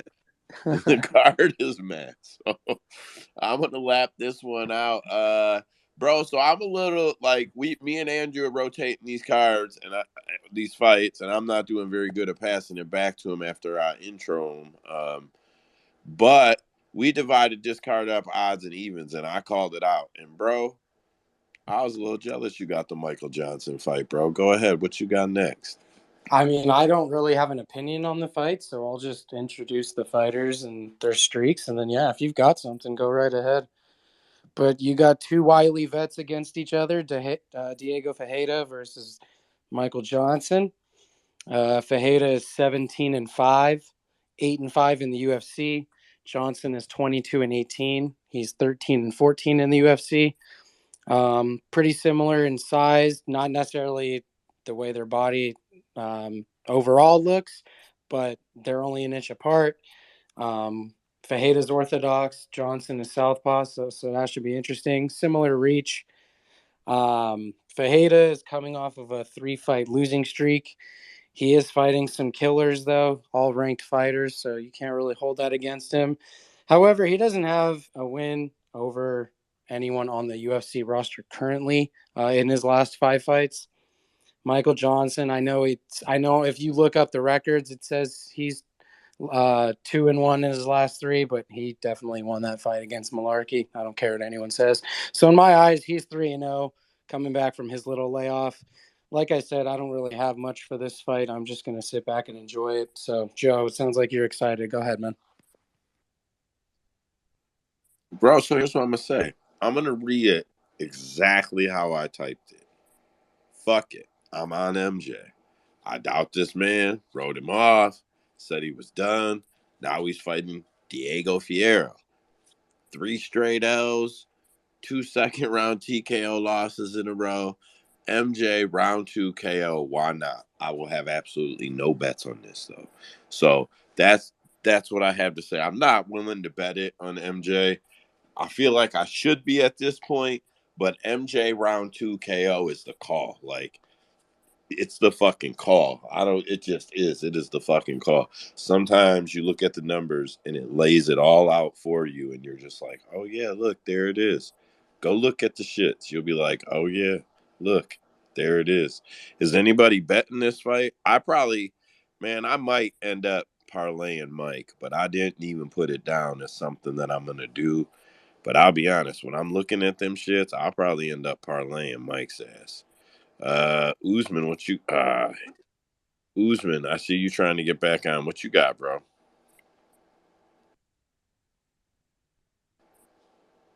Oh shit, he's got He's Mike. gonna he's gotta hurry up because D-Baby's gonna come in here and ask us about fights from like 2 weeks ago. I already sent D-Baby a mic request, so hopefully he'll be ready. Usman, what you got on this fight, bro? I think you're spot on with that. As much as I do want to rep with my boy, I think his best bet is going to be putting on the pressure that he was putting on a couple years ago and not even having to get the takedown, push Johnson up against the fence and try to jump on that back, get the early submission. I think it's submission round 1 for Fiera or knockout round 2, round 3 for MJ. I don't think this goes the distance. Fiera has shown to be a little bit chinny, especially after he gasses. We know he's going to put on a lot of effort there in the first round, and even if he decides to stand up, it's not going to be good. He's going to get hit to that body. He's going to get hit to that head. I think you're spot on with that knockout round 2, but I might sprinkle my boy submission round 1. So you'd say the bet is definitely fight to go the distance. No, though, huh? Yeah, I think so for sure. I'm just getting my popcorn watching this fight because it's going to be crazy. And none of them are going to listen to any corner. They're just all going to do crazy shit. So popcorn fight, in my opinion. You're gonna hear the corners repeating themselves a lot. Don't do that. What the fuck? Michael. Any fucking way. Anybody else on this fight? Man, I tell you what, don't miss it. It's one of the shortest ones we're gonna do tonight. I bet you the shortest actually, but don't miss that fight. It'll be a good one. All right. From here, I'll move it over since no one was raising hands. Andre Fiallo plus 175. Walking Buckley minus 210. Tail of the tape on these boys. Buckley is 6 foot, 74 inches of reach. No, I'm sorry. I'm so sorry. Fiallo is 6 foot, 74 inches of reach. Buckley 5'10", 76 inches of reach. Fiallo southpaw, Buckley southpaw, Fiallo orthodox. Both guys throw over or land over 3 significant strikes per minute. Fiallo absorbs over 6 though. Buckley absorbs 3.5, lands 3.8. Buckley has the upside on the takedown statistically. I went back and I highlighted this fight. I did more than that. So I watched the Curtis fight, and I watched what was Fiallo's last fight? The Salikov fight. I watched both of those fights. I think Buckley's just going to be too active, too strong, too fast. If he wants the takedown, it's going to be there. He probably won't shoot the takedown. Do not think that Buckley will shoot the takedown, but if he does, I am absolutely sure he will get it. So if he does gas and does decide to go that round late, or that way late, it'll be there for him. I will parlay Buckley. I think he's the side here. Yeah, man, he is way faster, way nicer striking. Yeah, I can't find a way. I didn't go deep into tape. I watched one fight each and literally highlighted them with like Google highlights. Like you type their name in and type in highlights after. But I can't see where Fiallo beats him. So I will parlay Buckley. Andrew, unless you got something on this fight, I'm going to give it to Usman. This is an interesting one because I don't know. Like when Buckley first came into the UFC, I'm like, this guy's short. Like he's so short and so stocky. I'm like, I wonder what this guy would look like at 170. But I never thought he could make the weight just because he's just fucking ripped. But now he is. So I don't know if he's ever fought 170 before, like in regionals. I never cared to do the research. But I'm curious to see what he looks like because he moves really well at 185. So if he still moves really well at 170, he could actually be a better fighter at 170. So, yeah, I'm definitely interested in watching this fight. I think it's going to be fun. I think Fiala's chinny as fuck. So he could definitely get hit with the head kicks, with the straights, or the power. The power right. Yeah, we'll see what happens, man. This is gonna be a fun one. But go ahead, Usman. Yo. I didn't claim it in the group, my bad. But yeah, I did take this one. I went ahead and watched all their UFC fights. And Joe kind of hit it spot on. It's crazy to think how fast Buckley was at 180, and I think he's going to be faster than Fialho because he's just not that fast of a guy. At 170, I didn't check, but I'm pretty sure Buckley has fought at 170 in the regionals or in his early career. Definitely But looking at it right now. He fought there 2016. He fought 2017 in Bellator. Yeah, he's been fighting at that weight class for, in the past. He's just going back home. Yeah. So I don't think the weight cut is going to have that much of an issue. I don't think his durability is going to be that much of an issue because he's been popped by some big guys. When you think about that Chris Curtis fight, it says that Chris Curtis is an orthodox fighter, but he fought that whole fight of a southpaw.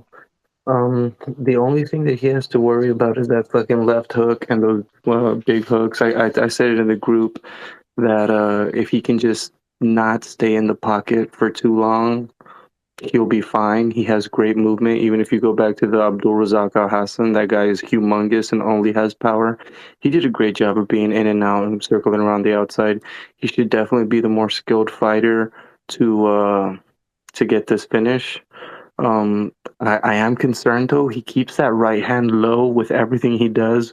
Whether he's throwing a combo, throwing a kick, he puts that right hand out to fucking balance. He is gonna be there to get hit by that Fiallo left hook, but like I said, Fiallo, you can't sell the dude head movement. The guy is gonna be there to get hit every single time, and one of the sketchy punches that Buckley likes to do, he like launches into his right straight, and or I think it's his left straight, and that's going to be great because Fiallo isn't going to move his head and he's not going to move backwards. He's going to take the full brunt of that hit, but it is going to leave him completely open for a counter. I just don't want to see Buckley staying in the pocket for too long or doing what he sometimes does to explode into the pocket just to create some space and get away if he gets pushed against the cage. Fialho, I got him as like a fake pressure fighter. He pressures you forward only so that you can throw strikes and he can try and counter you. Yeah, fight doesn't go the distance is a great bet. I think it was Dravi that's been screaming that from the top of the hill. I think that's a great bet. I think the under is a good bet. Oh, probably not. I would assume it's at 1.5. But yeah, just take Buckley. I think Buckley's safe. I'm gonna be parlaying Buckley. I'm kind of nervous, but if Buckley does not knock Fiallo out, he's doing something wrong. And that's the best way you can say it. I'm going Fiallo. Buckley has Buckley fought a lot smarter recently, so I'm with you on that. His IQ's gotten a lot better. He's come in with much better game plans, and it's shown. Are you betting Buckley, Andrew? I haven't bet anything yet for this card, but we'll see. No, I mean, like, do you think you will? Like, I'm not. What's the line right now? I seen him at -200. Maybe a parlay piece. That's I wouldn't put that much juice on him personally, but parlay is what I'm doing with him too, so I can't be mad at you for that. Usman, my final note that I wrote on that fight was Fiallo will have to find the counter to win. Bro, he will have to find a one-shot counter knockout. That's just, I'm not saying he's that guy. That's his only chance, though. He's got when Buckley comes in, that's what made me want to say it. When Buckley comes in and lunges, he's got to figure out how to get away from that and tag him with the overhand. I don't think he's got the skill to do it. But bro, that's literally the only thing I seen where I'm like, okay, that's how he could do it. I couldn't find. I mean, the only fucking thing I seen where I'm like, okay, he could do it right there. There was nothing else I seen, bro, that made me feel like he could do it anywhere. Yeah, and that's the only scary part for me is just like, yeah, I believe in Buckley's IQ and his durability, but son of a bitch, it seems like anybody that Fiallo hits, if it's not with the first one, it's going to be the second one, and you can't take a third. That's the only scary part, but I agree with you. It's going to be very hard for him to find that counter. Yeah, Buckley, it will be. Buckley will look remarkably fast, in my opinion. Yeah, in my opinion. Anybody else on this fight? Well, that's plenty fine too. Andrew, what you got next? Don't forget that shit is catch weight. What shit? The next fight. Oh, is it at 120? Yeah, boy. Yeah. Yeah, man, we got a catch weight, straw weight fight. Emily Ducote versus fan favorite, my favorite, Lupi Godinez. Ducote is 12-7. She's only 1-1 in her UFC career. Lupi is 9-3, and she's 4-3 in her UFC career. Two of those losses were at flyweight, though, where she was fighting, much bigger women. So I think she fits well in strawweight. Excuse me, I'm sorry. They're pretty similar in size. They're both 5'2". Emily does have a 2-inch reach. Emily's 1-1. Yeah, you're good. You good, baby. She beat Penne in her debut. A shitload of leg kicks. That was a fun fight. I love watching calf kicks. It's probably one of my favorite things to watch in MMA. She tore that leg up, and then she tore her up on the striking. But then she got bullied by Angela Hill. Lupi did also lose to Hill too. I think Lupi came in with a bad game plan. Usman disagrees. I don't think we've ever disagreed on tape before, so that was fun. I think Lupi's going to be the stronger fighter. I think she's going to be stronger in the clinch. I do think if she gets her down, she can use her wrestling to her advantage. I don't know if I'm going to bet on her because every time she's a favorite, with the exception of her last fight. Actually, I bet her live in the last fight, and it was like pulling my hair out. But every time she's a favorite, I get nervous because she usually doesn't win as a favorite. So I think this is going to be a fun fight. Like I said, I don't know if I'm going to be betting this fight or not. We will see. I was thinking about the over, but it's juiced to all hell. It's like minus 320, so I'm going to lay off of that. But Joe, if you got something on this, go ahead. If not, let's go to tape. Yeah, so I am tape on this fucking fight. Believe that shit? Let's go. Man. All right. So watched a bunch of fights for both of them. The ones that stand out the most. Well, I watched, what was it? 2 for each. Then I highlighted Loopy a little more, and then I did not highlight Emily. I did not, I'll be honest. Loopy looked good on the feet against Cynthia. She looked good on the feet. She strikes well if it's close. Like, her hands are nice when they're in tight. I don't like her too much at distance. I felt like Cynthia outworked her at the distance. And Cynthia did get a takedown quick. A lot of people were high on Loopy and her grappling. But go watch that shit. She made easy grapple work of Loopy. And then the Angela Hill fight. Man, I could go on and on and on. So Ducote worked the leg kick super well against Panay. Landed 51 of 58, and then fought Angela Hill and threw 4 fucking leg kicks. Angela Hill made pretty convincing work of both of these ladies, in my opinion. I do think Loopy will be a little stronger. I do think that if there is any clinch work, she will take the advantage. And I do think that if the fight stays at a reasonable distance, a reasonably close distance, Loopy will be stronger in the striking. I don't think Emily will be able to control the distance. My pick is Loopy.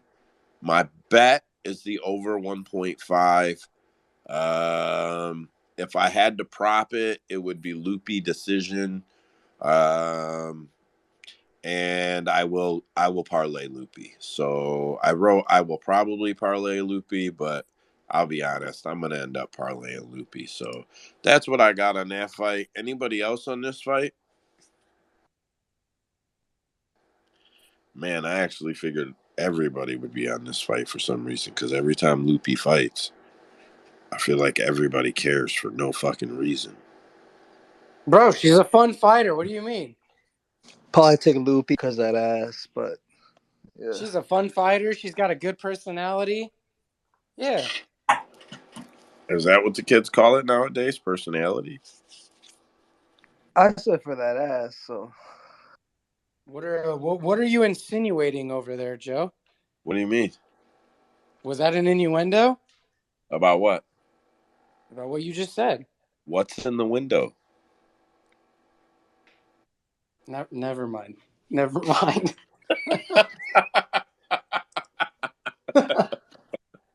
Just never mind.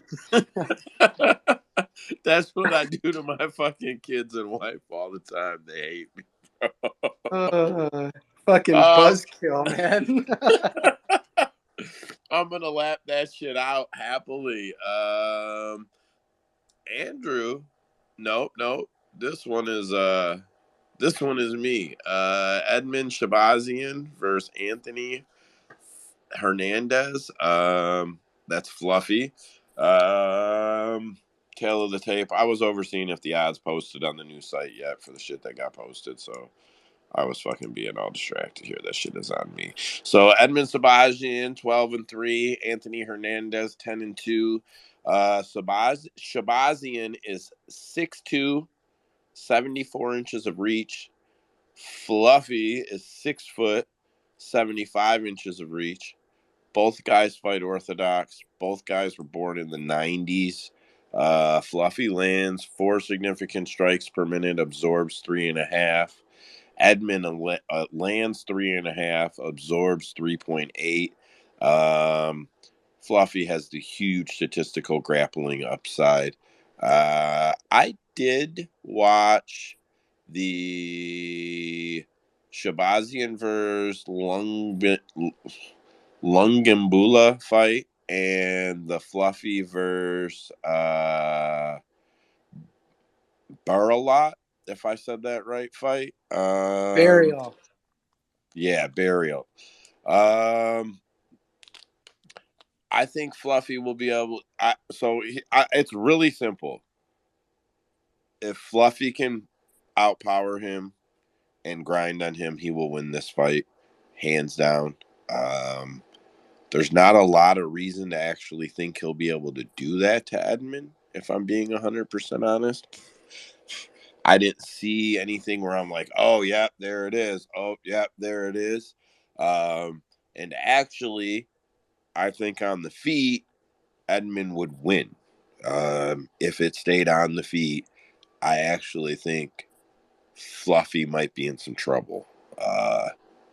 Yeah, I know that a lot of guys probably give me shit about that because the dude gets a lot of love, but on the feet, I don't think it goes very well for him. So I think this is literally one of those situations where one guy must do one thing to win, the other guy must counter it to win. And it's just a matter of who will be able to do that. I will have no bets on this fight. Even Hernandez at a minus 275. I doubt I'll even parlay him. Is anybody else on this fight? Andrew, you got anything on it? I watched a lot of stuff on both guys. I watched some Edmund. I watched Hernandez. He's young. I mean, I like Fluffy. He's got all around. I mean, this fight's definitely not just staying on the feet. Anthony's too good grappling, and Edmund doesn't have enough to make sure it stays on the toes. I think I'm actually taking Hernandez. I just took him on a early money line. I think it was a pretty even odds, so I did drop like $20 on him early before it was gonna, because the line was dropping on him too. It could go either way. I see it definitely going over 1.5 probably because both guys got enough time in the ring to put on some entertainment. But I'm on a money line. I'm taking Hernandez. Joe, do you have the stats up by chance? I do. Okay. Has anyone taken Edmund down in the UFC besides Brunson? Let that page load real quick. So the last guy he fought, Jack I think he Hermanson took did it him 3 down. times. Brunson did it 4 times. Darren Stewart did it once. Okay. Well, Hernandez might do it once. Because we know that Fluffy is just like, he's going to chain wrestle. Like, he's going to shoot, and he's going to shoot, and he's going to shoot, and he's going to shoot. And he will hold you on the cage until he no longer can. I know Edmund switched camps, which is the best thing he could have done for himself. And he actually looked really good in his last fight. I'd be inclined to say, and is Edmund a dog too? Yo. Yeah, that's what I'm saying, bro. I think this is a live dog shot right here. I think Fluffy is pretty subpar on the feet. I think all he really does is use his strikes to set up his takedowns. And I think Edmund is actually pretty good, pretty damn good striker. I think he's focused. I think he's refreshed with the new camp. Give me Edmund, bro. I'm telling you, he is the better striker on the feet. Edmund is, bro. That's what I was saying. Like, I have a hard time taking a dog when they're too deep and I don't see a super clear path. But like, bro, like if it was a coin flip, if they were calling this a pick'em fight, I'd be on Edmund. But like, it's one of them ones where like, I don't know, maybe everybody else sees something I don't, and I don't care enough about this fucking fight to care, if I'm being honest. Cade, what you got, bro? Yeah, what's Edmund's line? Like plus 290? No, well, I know shit. I get opening lines. He opened at 225. Hernandez was minus 275. Like for me, bro, like I'm gonna be honest, just from like, sorry, I'm eating. Just to like For me, it's like that's one of those fights that like it to me is too close to warrant that line. So like for me, it's like I got to take the dog in that fight, bro. Like I don't think like Anthony Hernandez. He's a good fighter, bro. I'm not taking anything away from him, but like Edmund Shabazian, like I don't think like that fight is so like I don't think Anthony Hernandez should be that big of a favorite over him. I feel like plus 225 or whatever Edmund is, like that's a good bet, bro. I think Edmund can actually win that fight. Well, and if you look at his 3 losses in the UFC, they all have one thing in common: no takedowns. So if he can't get it, bro, I mean, he beat Rodolfo without taking him down, but Rodolfo took him down and got subbed, right? The But Holland fight was 39 seconds. okay, that's fair. But the other one was almost 2 full rounds, and then you got 1 minute 7 seconds of the second round. Yeah, I see that. I was looking at his win against Young Park. I don't know. I still think Shabazian has probably got a little edge. I'm agreeing with everybody here, but I'm not betting that shit. I'm not parlaying that shit. Fluffy's gonna bust everybody's parlays though. Watch that shit. Everybody's gonna just throw Fluffy on there. Minus 275. Juice my shit up at the end because the main event is too much of a pick 'em. Everybody's gonna be on fucking Fluffy, bro. He's about to bust everybody's shit.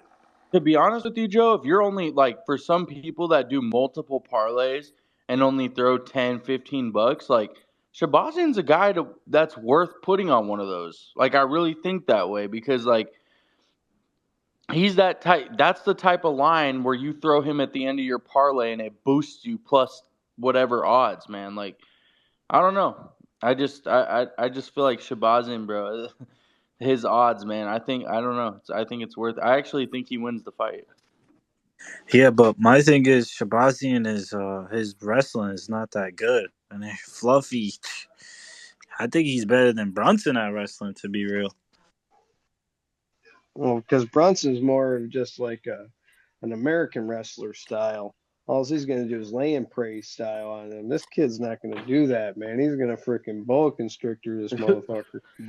Brunson shoots for one takedown and he's tired. Yeah. Brunson's 38 years old, man. Give it a rest. But dude, you saw what he did to Shabazian. He did. Fucking. Whew. Yeah, he throws them elbows, bro. No, Fluffy's a good fighter, bro. I'm not taking it away. He can win the fight too, but I just don't think at minus 270 or whatever the fuck he is, bro. Warrant. Like I just don't think that line is.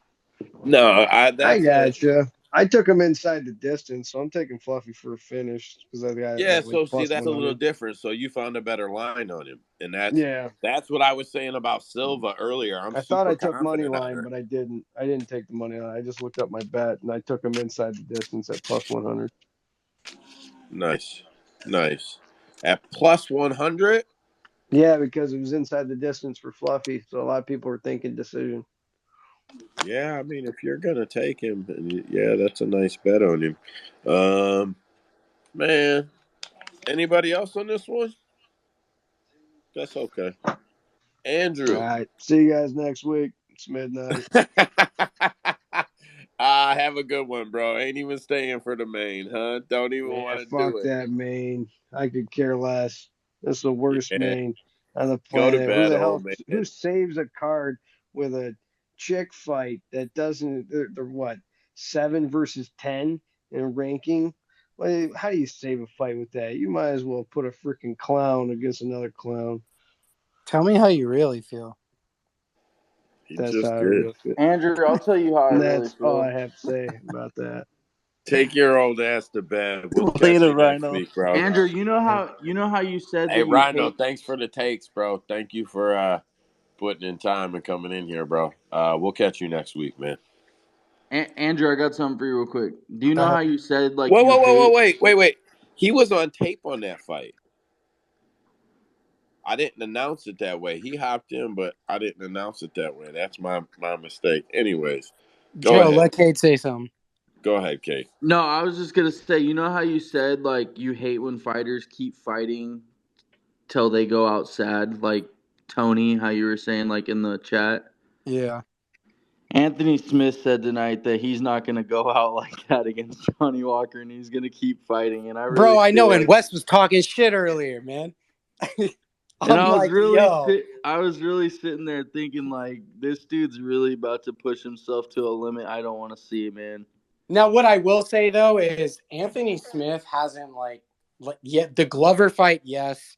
The fight yesterday, yes. But he's been competitive, and he's actually won a few fights recently. He's not comparable to Tony in that regard at all. No, I'm not comparing. I was just using that as an example, but, like, not, like, comparing him. But, like, the fact that he said, like, I can't go out like that, I'm not retiring, that's usually when fighters start to get themselves into some shit. Oh, yeah. No, I'm with you. I'm with you 100%. I hope they give him an unranked fighter.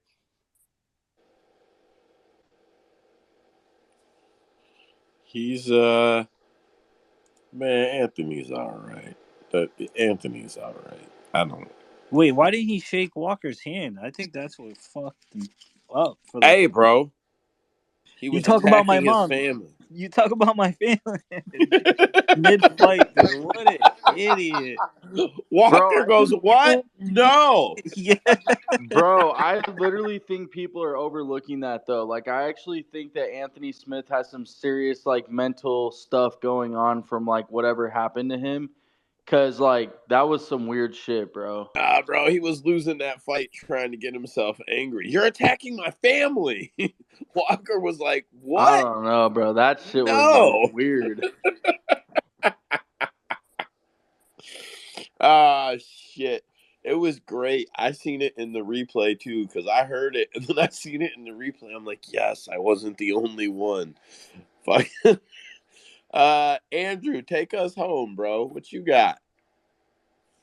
We got the main event, baby. Yeah. We got the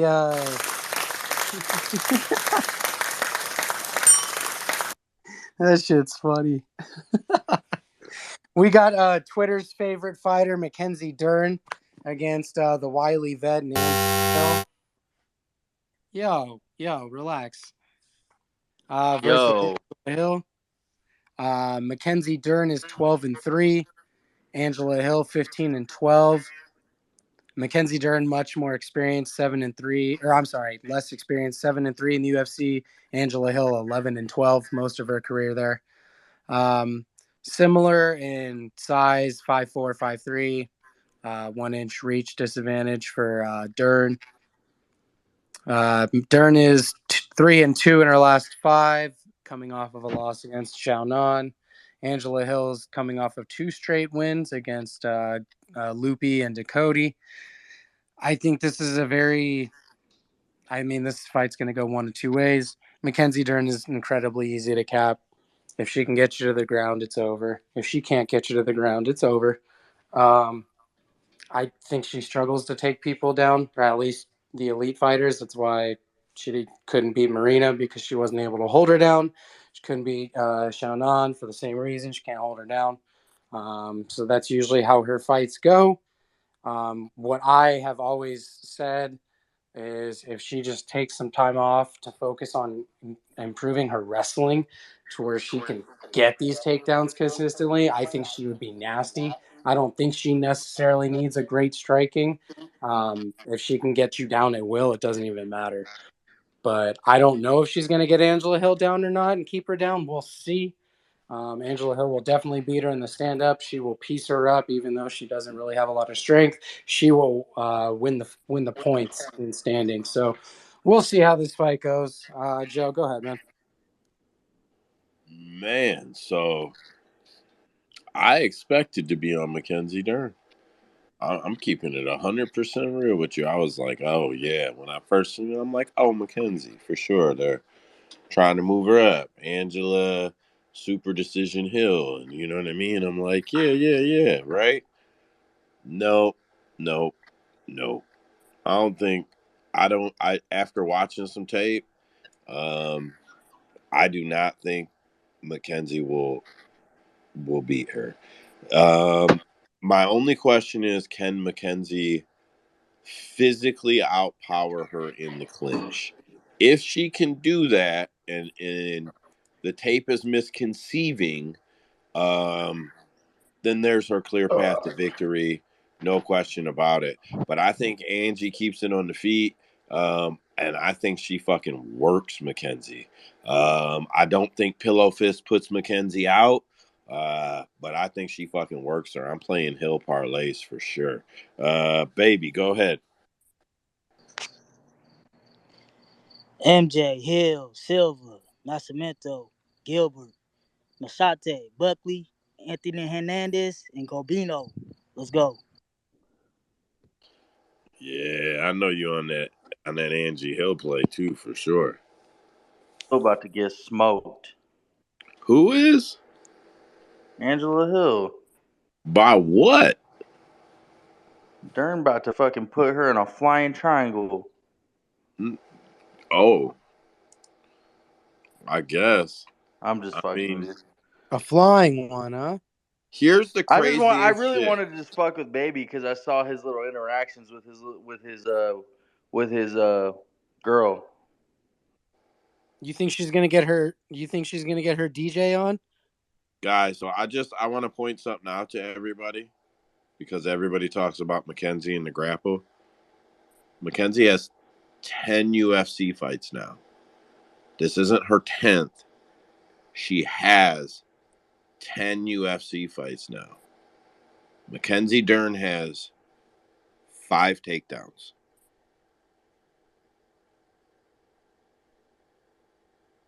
She's losing.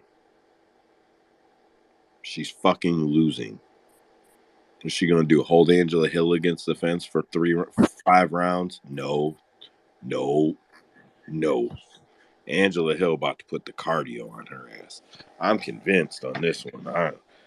Yeah. She about to put she about to do the bicycle fist. Pow, pow, pow, pow, pow, pow, pow, pow, pow, pow, pow, pow, pow, pow. I'm still gonna stick with my original pick. I still got Dern, but I mean, actually, I could see a case for Angela Hill. I was just kidding about the whole triangle thing, but I don't know. My original pick was Mackenzie Dern. I'm just gonna stick with it. Fuck it. I don't really give a fuck, to be honest with you. None of these fights on this card really excite me. Like I said earlier, so like it's just one of the. I don't know. I'm just gonna stick with Mackenzie Dern. If she fucking does me dirty, whatever. Fuck it. I don't care. Hey, y'all got a quick question. I got a quick question. Why y'all be looking for cars that excite you though? Like ain't I thought we just here to I mean, never mind. You know, I'm gonna keep my thoughts to myself. Nah, I already know, baby. So listen, here's some more stats for you. Everybody knows Mackenzie Dern robbed Tisha Torres. She lost that fight. Everybody knows that. She did not win that fight. She did not win that fight. So, with that said, if you take that fight and you take that out of the equation, Mackenzie Dern has never beat anybody in the UFC that has outstruck her. Angela Hill is about to outstrike her. Dude, that's why I'm saying Dern is so easy to cap, bro, because she hasn't shown improvement in the striking or the wrestling department. Bro, she's lost the decision to every single person that has outstruck her. Every single person that has outstruck her, except for Tisha Torres. And she lost the Tisha Torres fight, bro. So I agree. I had money on Dern, and I watched the fight, and I was like, oh, fuck. Tisha Me won this too, fight. bro. I remember Tisha laughing and cashing. And then they announced it, and I'm like, hey, I'll take it just because money was on the line. 100%, bro. 100%. So, yeah, I really think this one just lines up for Ange to if you did not put all your fucking money on the co-main because you're like, oh, these bitches can't fight, you're definitely gonna have the rest of it on. If it's not on Fluffy, it's gonna be on Dern. That's for sure. They're busting everybody's parlays with them motherfuckers. I'm not on Shabazian for bets, but I mean, like I said, I might parlay him on a stack, but I'm not really on him. But Angie Hill, bro, that's the play. I'm pretty certain that's the play. You betting it, Joe? Yeah, she'll be in my parlays. Not inside the distance, not any of that shit. Just Angie Hill money line. I I might UD her. I might take her by decision if the odds are way nicer or something, and I'm trying to build a nice parlay. But yes, I am betting Angela Hill for sure, and I know D Baby is too. D Baby's just crushing on her. That's all. Yo, I hate her. Why, nigga? It's fine. Why you hate her? I just don't like her, man. I don't know. Something about her. Never liked her, but she's always ruined my parlays. I'll say that. That's Well, what I was there's just your about to answer, say. fool. Bro, this is what I was just about to say. You want to know why he hates her? Because he bet on Cody and he bet on Godinez, but then he bet on her to beat Jandaroba, and Yep, then he bet on her to I beat bet her one Lemos. time and lost. Yeah, I hate this. He said one time and lost. I hate her. Get the fuck out. That's all it took, huh? No, What else? maybe twice, but I hate her, man. He's like, you burn me once, you're done, bro.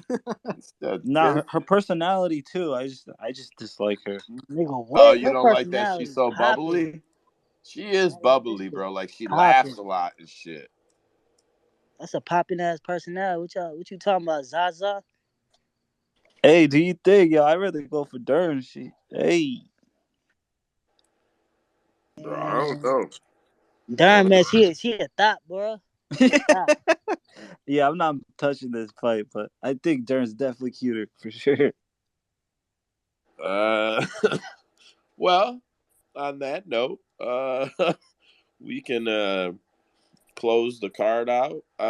So the one fight that everybody in this room had a ton of action on, bro. We got Dead Picks, Will, Rhino, and Zaza on Fior. Seemed to be the popular one. Usman and Zaza picked differently on the Corset Urbina fight.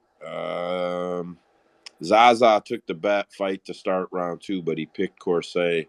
Usman's betting Urbina. He says his hometown, though. Andrew is on Carolina. Usman and myself are on Demopolis.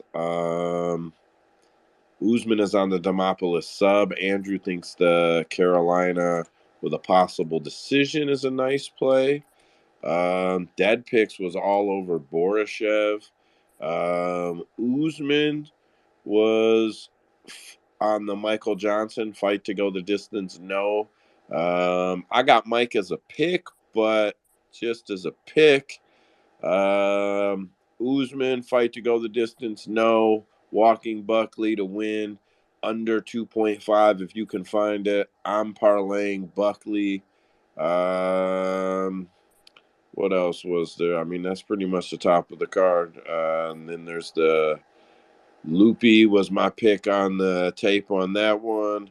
Rhino had Fluffy inside the distance, and myself and I'm a credit baby have Hill to win that fight. So, man, I hope everybody cashes one way or another.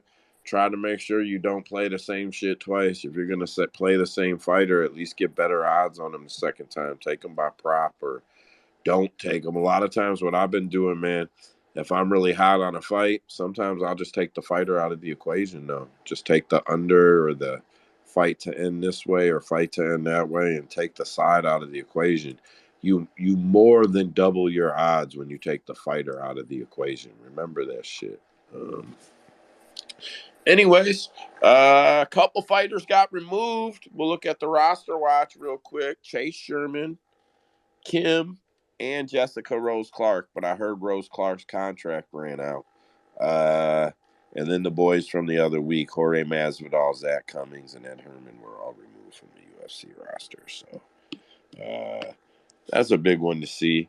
We were talking about some of them earlier. We got some fight announcements. Christian Leroy Duncan versus Armin Petrosian, June 17th. I like Leroy, man. I don't know how you guys feel about him, but I think he's all right, man. Ismagulov is fighting Grant Dawson July 1st. Vitor Prutnio is fighting Marcin Prachnio July 8th at 290. Yeah, I'll be there to see that fight. I'm so excited about it. Yes. Holly Holm versus Bueno Silva. I like that fight. Holly is going to fight till she's 200. Here's the one I expect everybody to have something on. Yo, do you know how mad people are that Holly Holm's main eventing again? People are going fucking nuts. That's disgusting, honestly. Hey, Holly Holm always has a spot in my heart, so I'm with it, bro. I don't know. She has I have never seen, man, I don't want to be mean. I really like her, but like she has rode the coattails of a very particular win for a very long time. She has not done great and amazing things since she beat Ronda Rousey. But I like Holly. I'm not trying to talk shit about her or make her look bad or discredit her or anything. Just she rides the shit out of the coattails of that fight. UFC London got Andre Munoz versus Paul Craig. Fuck, I don't even enjoy watching Paul Craig fight. Brian Barberena will fight Magomed Muradov. Lerone Murphy will fight undefeated Joshua Kulabau. That'll be a good fight. That'll be a good fight for sure. And then the headline, Tom Aspinall versus Marcin Tybura. Tom Aspinall. Who you guys got on that fight? Hey, you already know Tom Aspinall, baby. Yeah, I don't see Tybura marching in there and getting that upset. UFC 291 stacked to the fucking gills. CJ Vergara versus Vicenia Salvador was just added to that card, man. Stacked to the gills. No, I'm just busting balls. Jan Blachowicz and Alex Pereira also fighting on that card. Man, I don't. Anybody tell me how Pereira wins that fight? I'm not Jan likes challenging to him. strike for the first 2 rounds before he throws a takedown and gets knocked the fuck out. You think that'll happen though? Yeah, I mean, Jan's a smart guy. He likes to use his IQ. But you know his ass fucking be throwing strikes first. And I don't know, man. I want the dream to live on. Let's go, Alex Pereira. All right, that's a good enough reason. Is Cade still in here? Invite him back. Where is he? Oh, he left. Dustin versus Justin for the vacant BMF title. You ready to smoke on that Justin pack or what? Man, Dustin Poirier is about to cash like a motherfucker. For a second time. Yeah. Cha-ching, cha-ching, cha-ching. 292 Boston. Hey, Let's hold go. on, Yo, hold you on, guys Joe. gotta pull up. You guys gotta pull up to the Boston. Hey, yo, Joe. What you got? I just wanted to say, hey, I didn't realize how good Justin Gaethje is when he like fights like real smart. I think if he fought Dustin Poirier like he fought Rafael Fiziev, I think he got a better chance of winning. I agree, but like Dustin's IQ doesn't need to be adjusted. Dustin's got crazy fight IQ, especially on the feet, bro. Like, I just don't see. I'm saying though, if Justin fights how he fought Physique to Poirier, I don't know, man. He might get it this time. Oh no, bros. I can't. Oh no, bros. That's all I can say. Whoa, what the fuck? So that same card, Dustin versus Justin.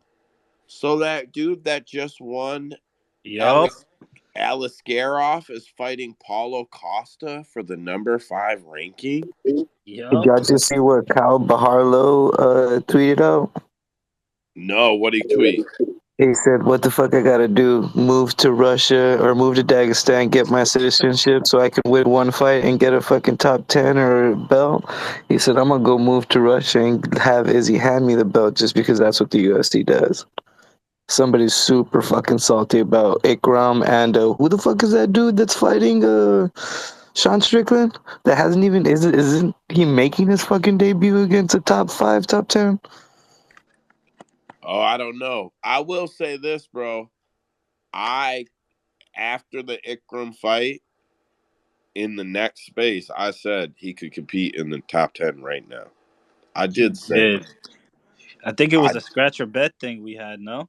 Yeah, it was, bro. I actually scratched or bet it, bro. Like, that dude, he is a legit top 10. I just can't fucking believe it's Paulo Costa. Like, what the fuck? Like, where is the strategy for the UFC there? Costa still sells, I feel like. So why you want to beat him up? Like, And I feel like I said this earlier. I feel like Utah likes them some Paulo Costa because he was just there for the Luke Rockhold fight. They used him for a lot of fucking promo. If y'all remember the fucking him diving through Utah water and fucking in the hills and shit like that. Maybe they fucking feel like Paulo can shut this guy down. I don't know, especially because Paulo just signed a fucking new contract too. So it's like, are you just putting him out there to lose, or because he's got this new contract, you want him to win, shut this guy down, get a little bit more hype? I don't know. yeah, like if I'm trying to think of the play from the front office as the UFC, from the war room, right? Just from that point of view, this fight doesn't make sense. You're either going to damage Costa to bump this kid up, or you're going to make everybody think this kid is a nobody. Like, I don't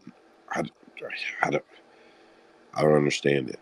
I understand he's Russian and probably has some wrestling up his sleeve, but from what we saw in the Phil Hawes fight against Paulo Costa, it's not like he's gonna go out there and win in fucking 30 seconds. It's gonna be a war. Like they're gonna exchange, they're gonna hit each other in the fucking face hard. He's a Sambo champion.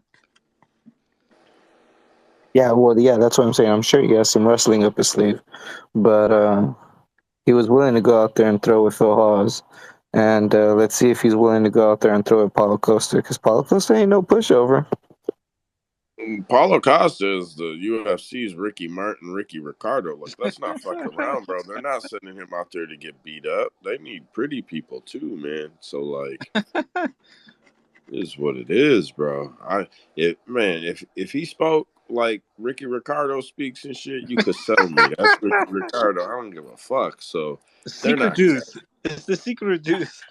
bro. I wish I could get some secret juice. He should sell that shit. Tell me how He to get said, on the black web. I'll buy some. he said coming to a store near you, maybe 3, maybe 4, Bro, the maybe fact that 6 Jake months. Paul has not capitalized by putting out a Secret Juice Prime is ridiculous. That's all I'm saying. That should already exist. Same card, Tony Ferguson, Bobby Green. Is this like whoever wins gets to retire on an up note and the next guy keeps trying? Is that what's going on here? Like, it's I'll take the okay. easy Bobby decision on this one. I like Tony, but man, tired of seeing everything. Fuck that. Bobby's gonna knock his ass out. You think a knockout? I see a decision. But you see a knockout for real? I mean, the decision is so viable with Bobby Green. Like I'm not gonna argue it. Like, I'm not gonna debate it. But bro. So listen, the way I feel like Tony has looked, yes, Bobby Green at distance probably end of round 2, mid round 3. I think could probably finish Tony Ferguson. I think that, yes. I ain't gonna argue. I see where you're coming from. I mean, that last fucking Tony performance was atrocious. Like, I don't know how he didn't retire on that Nate Diaz card. Like, he got paid. That was his main event. He should have just brought off. But God bless him, man. Hopefully he just doesn't go Chris Benoit on us, because I really don't want to see that. Yeah, I'm being 100%, bro. Like they need to know, like when to just tell some of these guys no. Like, and here's the thing: if the UFC released Tony Ferguson, I want to ask a serious question. I'm just asking the guys, right? Would anybody else even sign him? I mean, like I know you could find some bullshit. Okay, I know someone would, but like I'm asking relevant fucking promotions. PFL signs Anybody him even? in a heartbeat. Yeah, his name sells. That's the thing. Like he got Bellator. a Yeah, good I'm fan thinking base. Bellator, honestly. Yeah, this is what I was going over earlier. Like, as a huge Tony Ferguson fan, yes, it sucks to watch him get beat down, but this is the shit he fucking worked for, man. He only gets pay-per-view spots, despite him being washed and getting his ass whooped. Everybody, like hardcore and casuals, I think casuals now know who Tony Ferguson. Maybe he's not trending this or that, but they see, oh, this is that El Cucuy guy. This guy, he's always on good shit. You know what I mean? He just as a fucking as on a 4 fight loss streak, he just fucking main evented. And did you hear anything about them having bad numbers? Like, it's time for him to cash in. It sucks watching him get his ass whooped. I think he's gonna lose to Bobby Green, but he's probably getting paid fucking good money, man. This is all the hard work that he paid for. Let him fucking cash this money. Let this grow money for his fucking family, whether he uses it or not. Like, it sucks, but he's making that money now. And I think a lot of people still tune in for fucking Tony Ferguson. And I think if he was released, PFO or Bellator is like, hey, let's have him get fucking washed up by these guys. The I 5 fight I losing streak. It's 5. I actually think that Scott Coker would pass on Tony Ferguson. I Scott Coker totally would. I think he would. But you don't think we're getting Auburn Mercier versus Tony Ferguson 2027 first fight of the lightweight tournament? Oh yeah, death of Tony Ferguson, PFL week 1. Yeah, 100%. I don't know. I just think that man, Bobby, I don't want to see Tony fight anymore. I don't want to see it. You're gonna pay $79.99 for it every fucking time. I mean, I am going to get the card. It's Dustin and Justin on the headline, but I'm just not interested in watching Tony Ferguson fight, man. I feel like I'm watching the screws come unhinged, bro. Like like I'm not too proud to say it, man. Like I really watch all this shit. I know some of you guys do. I'm not trying to downplay and make it like I watch more, but I watch all this shit. And if you've ever watched it in depth and you did it when Tony was really popular, like when you watch all these videos and these embeddeds and these videos they do in their gyms and shit, you pick up little things. You pick up constant little things, right? Tony Ferguson is a threat to the people around him, bro. Like, I don't, whatever. He fucking is. His wife has said it. And I'm not even talking about just the 911 call where she's like, my husband's losing it. Like, she has fucking said it in interviews. Like, she has fucking told reporters, like, dude is coming unglued. So, like, I just wish they would stop. I mean, I really like his new attitude. But I don't know that attitude is changed everywhere. It seems like maybe he's humbled here because he's losing, and just makes me think he's probably twice as angry on the back end. Anyways, I don't got to sit here and overtalk this shit. Chiesa versus Holland. Fucking Holland. Chiesa all day. Chiesa all day, all day, all day, all day, all day for me. Anybody going to take Holland in that shit? I'm not going to challenge you. I'm just My early asking. lean is Kiesa, honestly. When I saw that, I was thinking, I wonder if he's going to be dog odds, because if he's dog odds, I'm probably just going to slam that shit, honestly. But I got to do tape. But honestly, I do. To memories, yeah, I lean Kiesa, man. Bro, Chiesa hasn't fought in a couple of years. I'm curious to see what he would look like right now. He's getting older too. And Holland's been fighting there. Like, he's been active, I would say. Yeah, he's always active. That's the great thing about him. Yeah, I really don't know how I feel about this one. I've always, I think you've heard me say it multiple times on this space, is hating on Kevin Holland's hips and how he'll fucking throw punches and just give you takedowns. But I don't know how confident I am in Chiesa. You think you'll actually bet against him? Right now, I was just saying undecided because I don't know. I see the takedowns coming, but I can also see Holland fucking cracking him and then the wheels fall off. It's not like Chiesa's got crazy striking. No, he doesn't. He doesn't. All right, two more. I got to scroll a little bit here because I go back and forth. Whaley versus Amanda Lemos. I don't. In Boston, let's go. Yeah. Okay. So I'm excited for you. It's in Boston. I don't really have a side in that fight. I feel like I need to watch tape. I was high on Lemos, and then I watched Lemos do some unimpressive things. So, and Whaley is one of them women. When she shows up, she looks like a fucking machine when she shows up. So, I don't know how I feel about that one. Andrew, you gonna bet that one? I know you love to bet the women's fights. I don't like doing main events, though. I've kind of learned my lesson, man. I've learned my lesson with main events because I feel like I'm either on the shit end of a decision or like some weird shit happens, like some crazy injury or something. So, yeah, unless I've got like a really strong read, I try to shy away from main events. It's a code, and That's if you not hit the the main under, you're event. safe. That's not the main event. It's a title fight. It might as well be. Yeah, I can't disagree with you. So, last fight on the upcoming fights, Aljo versus Sean O'Malley. I'm excited for that shit. I want to say this, and then I'd love to hear what everybody has to say. You're It doesn't wrong. make sense. It doesn't make sense for me for the UFC, man. O'Malley's a star, and Aljo's about to beat his fucking ass. Am I wrong? Can Sean stuff the takedown? Like, how's he gonna stop it? Anybody? A good question. Like, That's a good question, man. bro, because like here's the what's Aljo say? Bro, come on, I can say Human it. backpack? Yeah, he says, once I take your backpack, you go nap or some stupid shit like that. Like Sean clearly is gonna outstrike him if they stand there and strike, but Aljo's not gonna stand there and strike. So, and then he thinks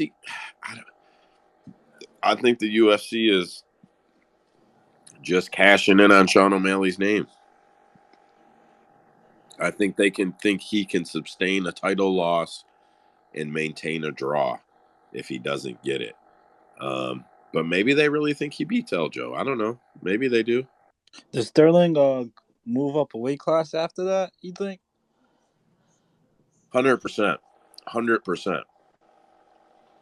That's the fight he said he wanted to move up. I feel like one of the reasons Dana pushed it so hard is so if Aljo wins, he goes up, and Dana can fight O'Malley Henry for big money, and then Merab to follow. If Aljo loses, he's not getting a rematch. Henry's getting the fight, or Merab is getting the fight, in my opinion. So, I mean, I see the play, I guess, now that we're talking about it, but I just don't think Sean can beat him. Like, I'm not super duper duper high on Aljo, but fuck, I don't think Sean can beat him. I'd be curious to know what that line opens at. Anybody? What is it? Do you know what it is?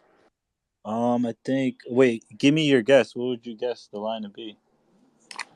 It should be Aljo minus 200. minus 220. It's Bingo. prob- It was minus like 200 last time I saw. That makes sense. What's Sean, like plus 150? Yeah, it was somewhere around there. I forget. I think 1+175. I can't really remember. Yeah, if he wins, everybody's going to be saying, Sean O'Malley 175 was a gift. It was a gift. Sean hasn't shown me the skill set, bro. He hasn't shown me the skill set. Not hating on him. He just hasn't shown it to me. All right, so I got a few closing topics here. Nate Diaz has to test for marijuana in the state of Texas in order to box Jake Paul. Serious question. You think it's going to happen? Yeah, I mean, I've seen fucking stuff where the Diaz boys would talk about how they would taper off from weed, before fights. So I don't see why everyone's making a big deal about it. Honestly, I think this is just people Nate Diaz smokes weed. He's not gonna fight because he smokes weed. Honestly, I don't see the big deal. I think Nate's gonna come to the fight. I think it's gonna happen. I mean, unless I've been misinformed, and Nate's been like smoking before his fights. I'm pretty sure last I remember that he and Nick would talk about how they would literally taper off before fights like a month out so they don't have to, worry about the testing. But I think it happens. Nate doesn't do that anymore, though. He doesn't. Yeah, Nate doesn't give a fuck. And Texas has zero policy, zero tolerance, so no CBD shit in this either. So they were getting around that for a while because CBD was allowed, but THC wasn't allowed. Texas doesn't allow any of that shit. They've got to allow. I don't know, man, because I'm with you. There's no way he just doesn't smoke. That's not realistic in my eyes. Yeah, and it's not calling him an addict, bro. Like, I'm 41 years old. Unless you, I mean, I know he's getting a big bag, but he's got big dough, right? So I just feel like, man, you would have to offer me something real steep to be like, yo, quit smoking weed for this amount of time. And I get it. It's a huge paycheck, but you got to understand Nate Diaz has money. People, you haven't heard them say, this is the biggest paycheck Nate Diaz has ever had. And Jake Paul loves that shit. You're not going to hear it because Nate is fucking paid. Nate is super paid from the UFC. He caught some points on the second Conor fight in the negotiate. Like he's doing super well. So whatever. I don't know. I question if it will go off. So here's one. Conor McGregor said, as soon as Matt Brown set the record, Conor McGregor went on social media and said that he'll break that record. And all right. So my point is, it was plastered all over the media that he said it. Am I crazy to think at this point that Conor is only the big MMA media star because the MMA media makes him that right now? The UFC and the MMA media cover him like he's that important, but like if they didn't cover him that way, I feel like he would fade away. Like I know he just did the Ultimate Fighter, so that's all relevant now, but like man, I really feel like they just make anything this guy does important, like a fucking Kardashian or something, bro. He's a fucking idiot. He needs 5 fucking knockouts to catch Matt Brown. The fuck out of here. You'd be lucky to win 5 fucking fights if you went back to the fucking Cage Warriors right now. Like, who the fuck is he kidding? Like, I'm so sick of it, bro. And it was literally on. I follow like a gang of YouTube channels, but I watch certain ones when I'm prepping for the space so that I can catch headlines and topics and shit, right? See what certain tweets were. That kind of makes some shit easy for me to figure out, right? He's on all of them talking about Matt Brown, and I just, fuck. Did anybody here get excited and was like, hell yeah, and liked and retweeted when Conor was talking shit to Matt Brown? I won't even talk shit to you. Anybody? I think I hear I mean, I crickets. saw that Matt Brown tweet that says "fight me for it," and I kind of got happy for Matt Brown. But realistically, that shit ain't gonna fucking happen. If Conor fights Matt Brown, that'll be a fucking bigger disgrace than him fighting Donald Cerrone. And I like Matt Brown. That's not jabbing Matt Brown. It's just, man, what the fuck is Conor thinking, bro? This guy's been in that bag for too long.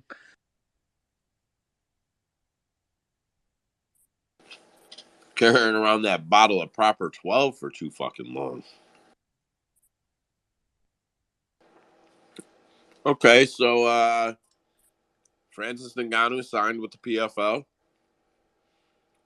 My question is, does it really give PFL leverage saying they have the best heavyweight? I understand the belt debate. I understand, well, he never lost the belt. Okay. But people who watch MMA, does it really give them leverage to say they have the best heavyweight? And on top of that, well, regardless of what your answer is, if Francis boxes and loses, does it remove that leverage for them? No and no. I don't think Francis. I don't think they get the leverage of saying they have the best heavyweight. It's fucking asinine, even for hardcores or casuals. I mean, if you believe that, then man, I want what you're smoking, and I don't think. What was the second part again? So if he boxes, right, and he's holding a belt over there, or any claim or stake that it gives them that they have the best heavyweight, if he boxes, because that's in his contract, and he loses, doesn't it throw that shit out the window? Like, I know it's a boxing match, but doesn't it I think so.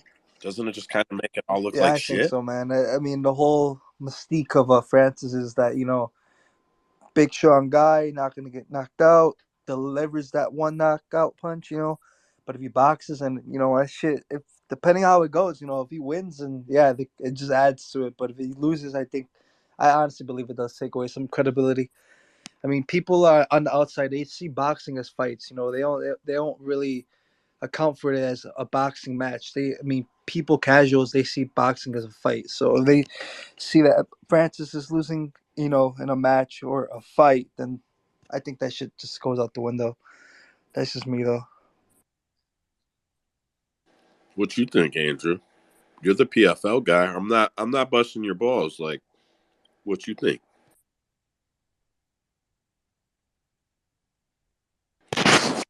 Sorry, I was not listening. What's the question? Francis, bro. What So about? signed with the PFL. Do Yep. you think it gives PFL the leverage to say they got the best heavyweight in the game? I mean, I think some people will believe it. Yeah, I think it's a good marketing tool. What if he Uh, boxes and gets I don't knocked out? really give a shit on who thinks who's the best heavyweight on the planet, whether it's him or John Jones. I don't care enough. It doesn't really mean anything to me in that regard, I should say. As a PFL fan, you're saying that. I'm just saying, as an MMA fan, like I hate debating who the greatest this is, who the greatest that is. I don't care. From a marketing standpoint, it makes sense for PFL to call him that. Yes, absolutely. I just feel like with the guys he wants to box, if he lands one of them fights, bro, like I really think Deontay Wilder, Anthony Joshua Anthony, Tyson Fury, they knock him fucking out cold. Like I really think we see Francis on the mat, out fucking cold. Baby's the boxing guy. Baby, can he make it all 12 rounds with any of them guys?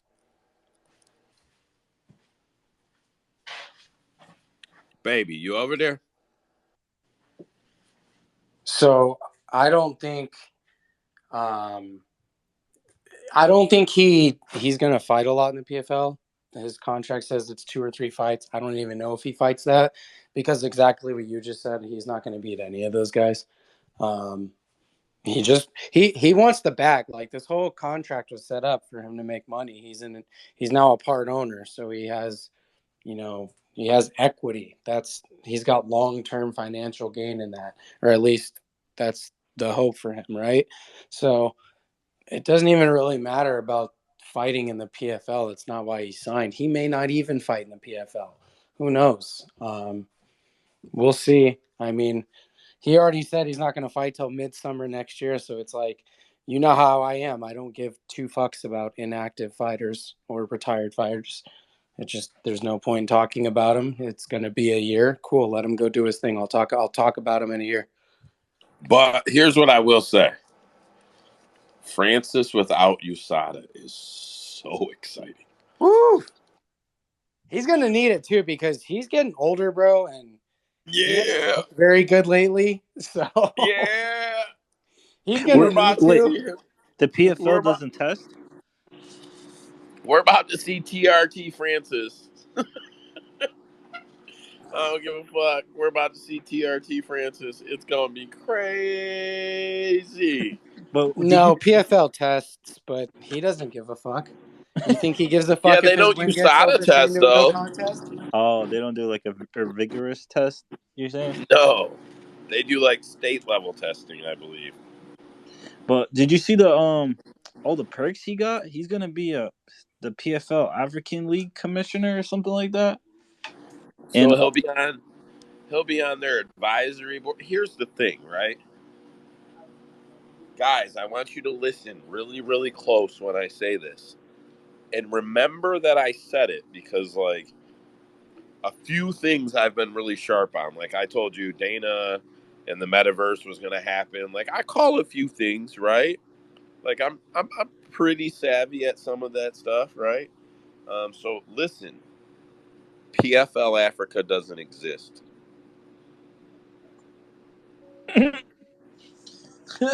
Damn. What was that? I'm sorry. You said PFL Africa does not exist? It Yeah, I doesn't know they're gonna exist. make it, and the funny thing is that it's probably just gonna be some regional bullcrap that they do, like in Brazil, with the jungle fights and how they do with the UK with like Cage Warriors or whatever the fuck, not Cage Warriors, but you know what I mean. Like it's just gonna be some regional bullshit, bro. I don't see this being like a fucking branch to PFL. Fuck out of here. They're just making Francis happy with this. They But definitely made him bro, happy. like that's what I'm saying. He's like, I want to be owner. They're like, we'll give you half of PFL Africa. PFL Africa. What is PFL Africa? They're like, it's coming. I will take half of PFL Africa. This is the biggest contract in sports history. The fuck out of here. Bro, so you own, I don't care if you own 87%. You own 87% of some shit that don't exist. And you have zero rights to that? You can't even make it exist? The fuck out of here. I'm no businessman, but I've done some businessman, and Hey. I don't know what the fuck Francis Ngannou is. I don't know what the fuck he is talking about. He's also gonna get the fighters paid though. He 2 said mil. that. I think I At also read least 2 mil. 2 mil. Yep. Each fighter is gonna get 2 mil, so that's way better than the UFC right off the bat. Each fighter's gonna get $2 million for what? If you're fighting Francis. For But the fighting. thing is with that, like he's only signed. Oh, I heard it was 1 million. Are you guys sure He it's said 2? I 2. heard it He was said 2 in 1. the Ariel Helwani interview. But the thing about it is like Gotcha. he only signed for the Super Fight League. So how the fuck's that work? Because if he's only fighting the Super Fight League, does that not mean that the tournament fighters are not going to be able to fight him? Because then that just throws away the whole thing. Like if he's only going to fight big names, then guarantee they're going to want at least 2 mil. Like so. I mean, I don't know who the fuck this benefits, man. Like, Yeah, you got to look at it for what it is, Dad. You just hit it on the head, bro. So this is what it is. He's in the Super Fight League, so he'll guarantee that guys make $2 million. Here's the thing. The PFL sharing platform, if they can sell, already makes them $2 million. That it already exists. They didn't change anything for him. None of it. It's already set up that way.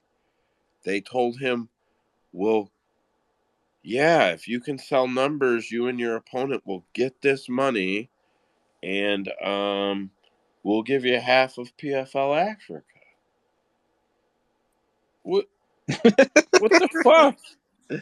Hey, it's better than UFC, man. Because how does Anthony Smith make more money than Walker, and he lost? Like what? Contract Yeah, so negotiations. that's tier level shit, though. Yeah, that's tier level shit. That's the amount of fights that Smith has and Walker has, and the amount of times that Smith has done them favors. So you got to remember, a lot of times when you hear they did them favors, that means they got to renegotiate. A lot of times that means they got to renegotiate. So then they're likely above their tier echelon, their pay by tier echelon. So, like, and the other thing is, it sounds great when they say, like, I haven't seen the actual numbers on what Francis gets per fight, right? I'm pretty confident to say it's not more than $3 million per fight. I would be way more confident to say it's less than $1 million guaranteed. I would actually, I would bet some money that it's less than $1 million guaranteed when he fights. Probably slightly under 850, 900,000, plus a huge pay-per-view share is just my guess. It's strictly a guess. I want to say that. But like, I don't know, man. I just don't see it as a good deal. I don't want to talk. I don't want to keep talking in circles. I'm going to cut myself off because I'm about to talk it in a circle, but I just don't get it. So you're going to get, he wanted benefits for all fighters from the UFC. What happened to that? He was going to change the sport for everyone. Well, don't forget, he's on the fighter advisory board. He's the first active fighter in the PFL to be on board. So, See I that guess. anybody can be on that board. What was It that? doesn't even mean anything. Go watch the DCRC interview. I watched it before the space, bro. He said anybody can be on that board. Yeah, He said it doesn't mean anything. Yeah, I think they're like Verdum was like the only other guy on the fucking thing, or some shit. He wasn't even like active fighter, but I don't know, man. I just think PFL just really, really got. I think they got a big sign, man, for fucking Francis. I think Francis fucking fucked up. I think he should have signed with the UFC and just took that guaranteed money, bro. This is all gonna crumple right. Well, And he's not and gonna then fight the till next other. year either. That's the thing, unless he boxes. So that's what I was just about to say, bro. The UFC was going to give him $2.5 million a fight. He could have fought 3 times over the next 18 months, made $7.5 million. I don't care if he makes $3 million fighting for PFL. You're about to fight once in the next 18 months. One time. And honestly, if you're not gunning to fight till 15, 16 months from now, you're going to fight once in the next 24 months. It doesn't make sense. What does make sense is that Francis Ngannou didn't want to fight John Jones. I know everybody says, don't be ridiculous. Don't fucking be stupid. He's not afraid. Yeah, I know, right? I know. But That fight needs to happen. My bad for interrupting, but that no, fight, get it, bro. This it is the needs time to. where everybody can just talk, That bro. shit will We're at never the end happen. here. It will never Bro, happen. Britt John. John will It should. murk him. Like, that shit would be nasty. Nasty. And I don't. I would have to He'll look it put up a up. bigger fight. I think John is younger than him, too. I'd have to look it up. But I think he's even older than John. So it's not even like age is going to fix that for him. The skill set will become much further apart. John will be the 50-year-old guy that knows how to kill you 87 ways. Francis will be the 51-year-old guy saying, when I was young, I would have killed you with one punch. It's never going to work out for him. He's not beating John Jones. I'm not, bro. Listen, everybody, if you don't know me, everybody in here knows I say this wholeheartedly.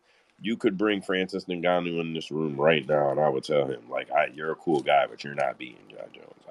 He's not. Fuck that. I don't care. Dana White was openly talking about UFC narrative. Anybody see it? Catch it? What you mean? He What you talking about about? Go watch the post-fight press conference. He literally talks about and says he references Garry and Ulberg directly and how they will get good fights and how they did what their fights were designed for them to do. And I think the exact quote is, "We throw these kids lobs. It's their job to knock them out of the park."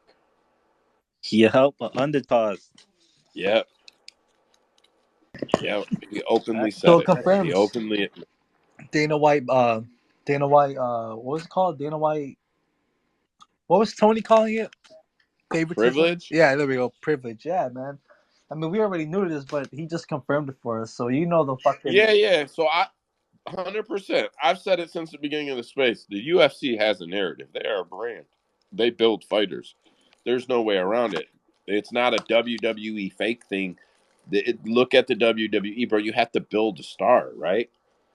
They got to build stars, man. It is what it is. So I'm not. Yeah, It was just weird to see how open Dana was about it. Like he's talking about it like, yeah, who cares? You guys know what we do. Fuck it. I'm like, okay, So you all don't think it right, was like a Dana. slip up? You think this was just Dana just telling us like, yeah. Oh yeah, no, he didn't give a fuck. He didn't give a fuck, Dad. He didn't care. He did not care. It was weird. It was different. It was different. He was getting his Vince McMahon on, that's for sure. Damn. Wait, so you think the Johnny Walker fight was a setup? What do you mean setup? Like it was made for Johnny Walker to win? Yeah, he said that Johnny didn't do it. He was pissed. What do you call it? Well, remember how? Well, bro, he actually says he had him hurt and didn't do anything about it. What do you want No, me to do?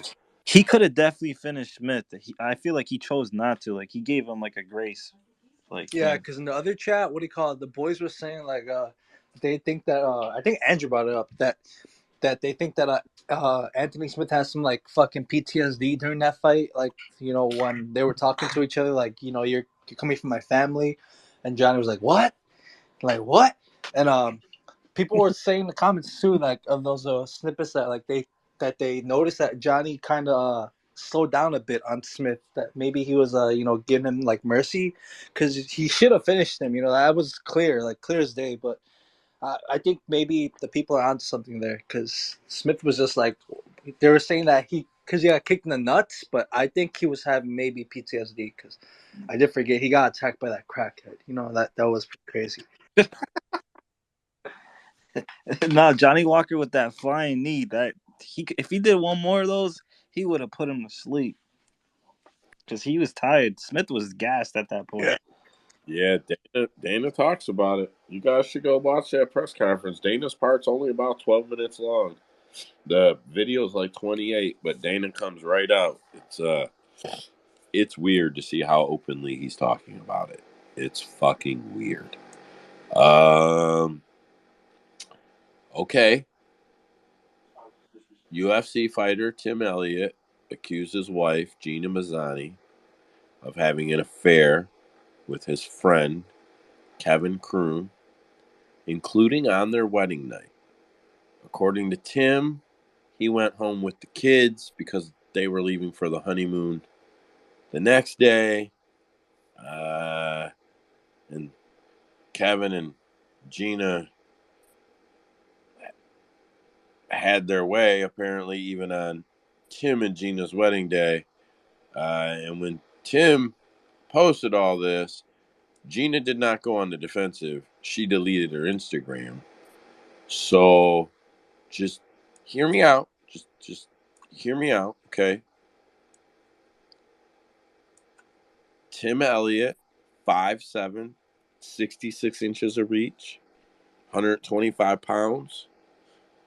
Kevin Croom, 5'11", 73 inches of reach, 135 pounds. Make the fight at 130 catch weight. I ran some numbers, statistically speaking. Kevin don't want that smoke, bro. Yo, what?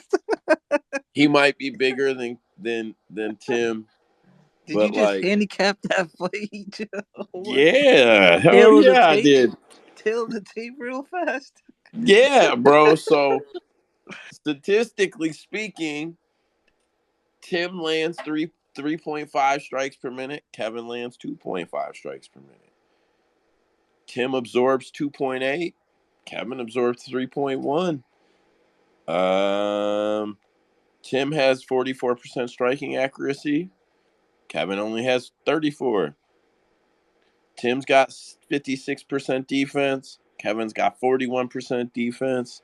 Average takedowns per 15 minutes. Kevin's at 0.48. Tim's at 3.73. Takedown accuracy. Kevin's at 5%. Tim's at 44%. Takedown defense. Kevin's at 30%.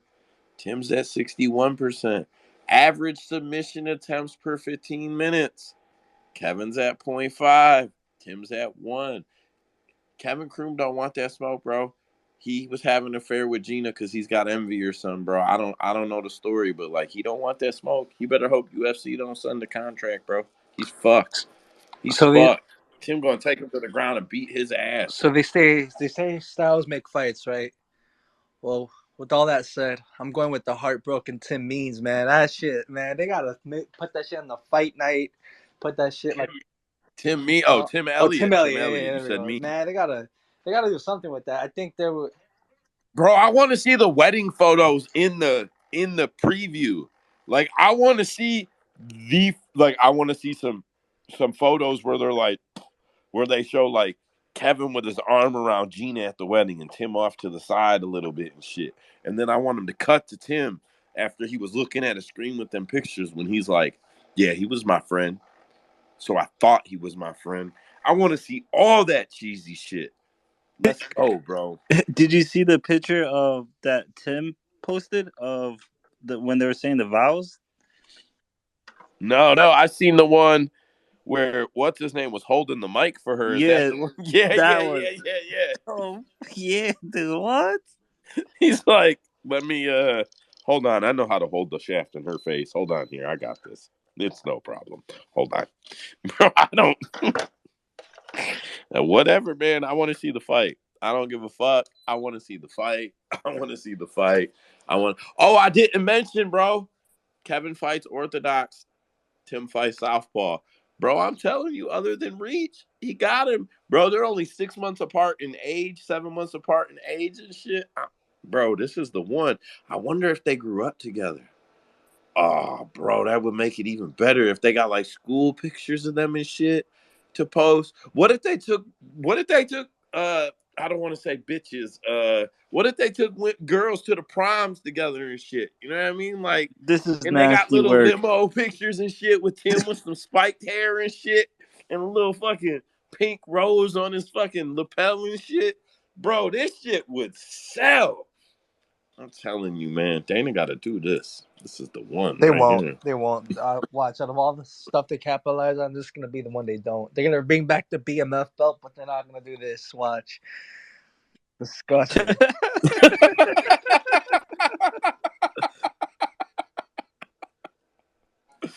That was fucking awesome. All right. Last one I got, and then we'll leave out with a couple of tap in, tap outs I stole from DCRC. Not cash it or bet it, because our scratch it or bet it. Our shit is better than theirs. But last one on the list, closing topics. Chimaev Costa is clearly a no-go. Who should Chimaev fight next? I mean, you could say for the belt if that's how you feel generically, but like, who should he fight next? Usman. That'd be Agree. putting down Usman. I like it. I'm with it.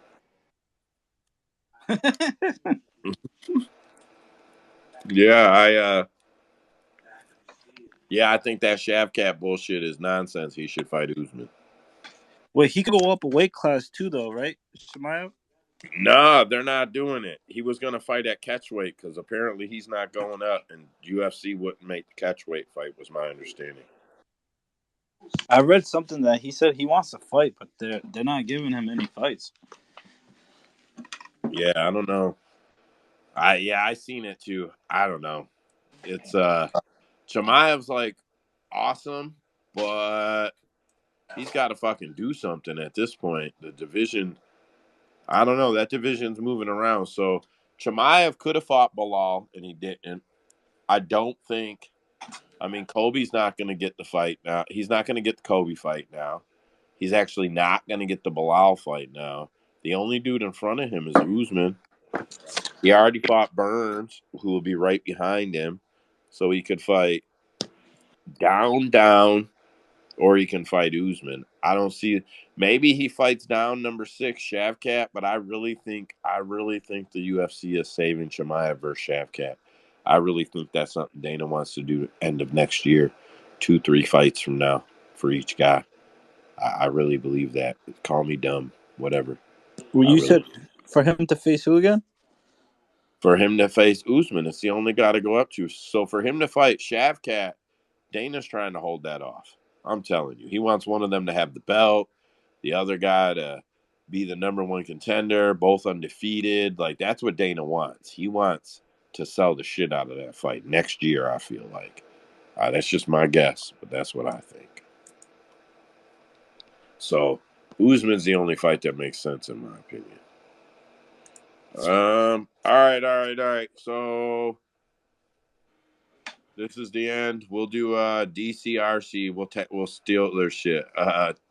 Tap in or tap out. Kobe beats Izzy. I tap out. Tap out. That's just not gonna happen. The fuck? Yeah, that's what I said. The fuck kind of stupid question is that? He ain't never gonna beat his ass. The fuck? Tap in, tap out. Devin Haney will stay undefeated and beat Vasily Lomachenko this weekend. Tap in. What do you call it? I'm actually gonna parlay that with some shit from the UFC. So Are yeah, you no, really? I'm taking Haney all the way. Lomachenko's fucking gassed, old, whatever you want to call it. Like that man is past his prime, bro. What's the odds on that shit? You know, ish, like I have no ish. idea, but it's probably gonna be disgusting towards Haney. Probably because everybody I see is on Haney. Last one. Tuivasa Domino's Pizza has a better side hustle than Chimaev. Uber. Yeah, I seen that. Tai Tuivasa doing the Domino's commercial shit. And then Chimaev just posted a video of him doing Uber. Yeah, I go with Ty just because I didn't see that fucking Chimaev shit, and even then, I feel like Ty's is probably funnier. I mean, yeah, his was better, bro. It looked more luxurious. Chimaev looked like he was out in a fucking piece of shit doing Uber. So it is what it is. He got all that money. He should buy a car. I don't know. I didn't see the outside, but the inside sure did look like shit. I don't know. He should do something. Get a car wash, buy a vacuum, motherfucker. I know he got a job. Man, so that's it. That's all I got. This was a great fucking space. This was actually a great space. Anybody got anything they want to talk about before we go? the only thing I got to say is everyone check out that website on topic. What do you call it? MMA. You know, we're trying our best. You know, it's new updates. You know, new scenery. So check it out. I think you guys might like it. Yeah, so ontopicmma.com currently is we're waiting for the DNS to update. It will point to a certain page. If you go to capmma.com, that will be our new site. It has all the latest odds on it. They're all live pretty soon. Like within the week, they'll be listed by region. So you'll be able to pick the region you live in. You'll see all the sports books in your region. You'll be able to pick American or decimal system. You can scroll. It's got every fight odd money line posted. We'll get to props, man. We gotta walk slow. We're gonna put some features on here. We'll leave it at that. Some of the other odd sites have some cool features. And then eventually we will have our own tail of the tape. It is under construction. You may see a few weird things here and there that are changing and moving and disappearing. It has all the traditional links that we've always had on our website, not a bunch of ads. But if you scroll down to the bottom, or you click resources, or you click the On Topic MMA page, all three of those pages have at the bottom, they have our resources where you can find places to watch tape, check tail of the tapes, rosters, rankings, find premium handicappers, pick tracking sites for online, USADA, check their testing, all the documents if you want to look into what the judges are doing wrong and shit. We've got it all there. So capmma.com. Pretty soon we'll be pumping the shit out of it, beginning of every space, halfway through the space. Again, no ads, just some tools we think everybody can use. If you click the On Topic MMA page, you can also see all the dudes that are hosts and all the dudes that are tape crew. Nobody's more important than anybody. It's an awesome crew, man. Everybody does something. It's kick ass. So thank you to all you boys who were here up front. Fucking thank you to everybody that came in. Thank you to everybody listening on YouTube. Any of you boys want to say anything before I cash this thing out? Nah, just thank you for listening. I appreciate you guys all. I appreciate the team. Thank you for everyone listening on YouTube. Like Joe said, and thank you for everyone that replays and listens. You know, you guys really rock out with us, and that shit means a lot. So appreciate it. Same. Yeah, thank you for having me. Great space, and can't wait till next week. Yeah, me too, bro. Plus, we're getting close to that UFC 290 card that I'm going to be at. So I'm going to do a space out in Vegas. You're fucking lucky. Yeah, bro. I don't care. I'm going in Monday night. I'm going to clear up my Saturday or my Tuesday night. I'm still doing a space from Vegas. We ain't missed a space yet, so we ain't going to miss that motherfucker either. You boys have a good night. We'll catch you on in the chat rooms in next week later on.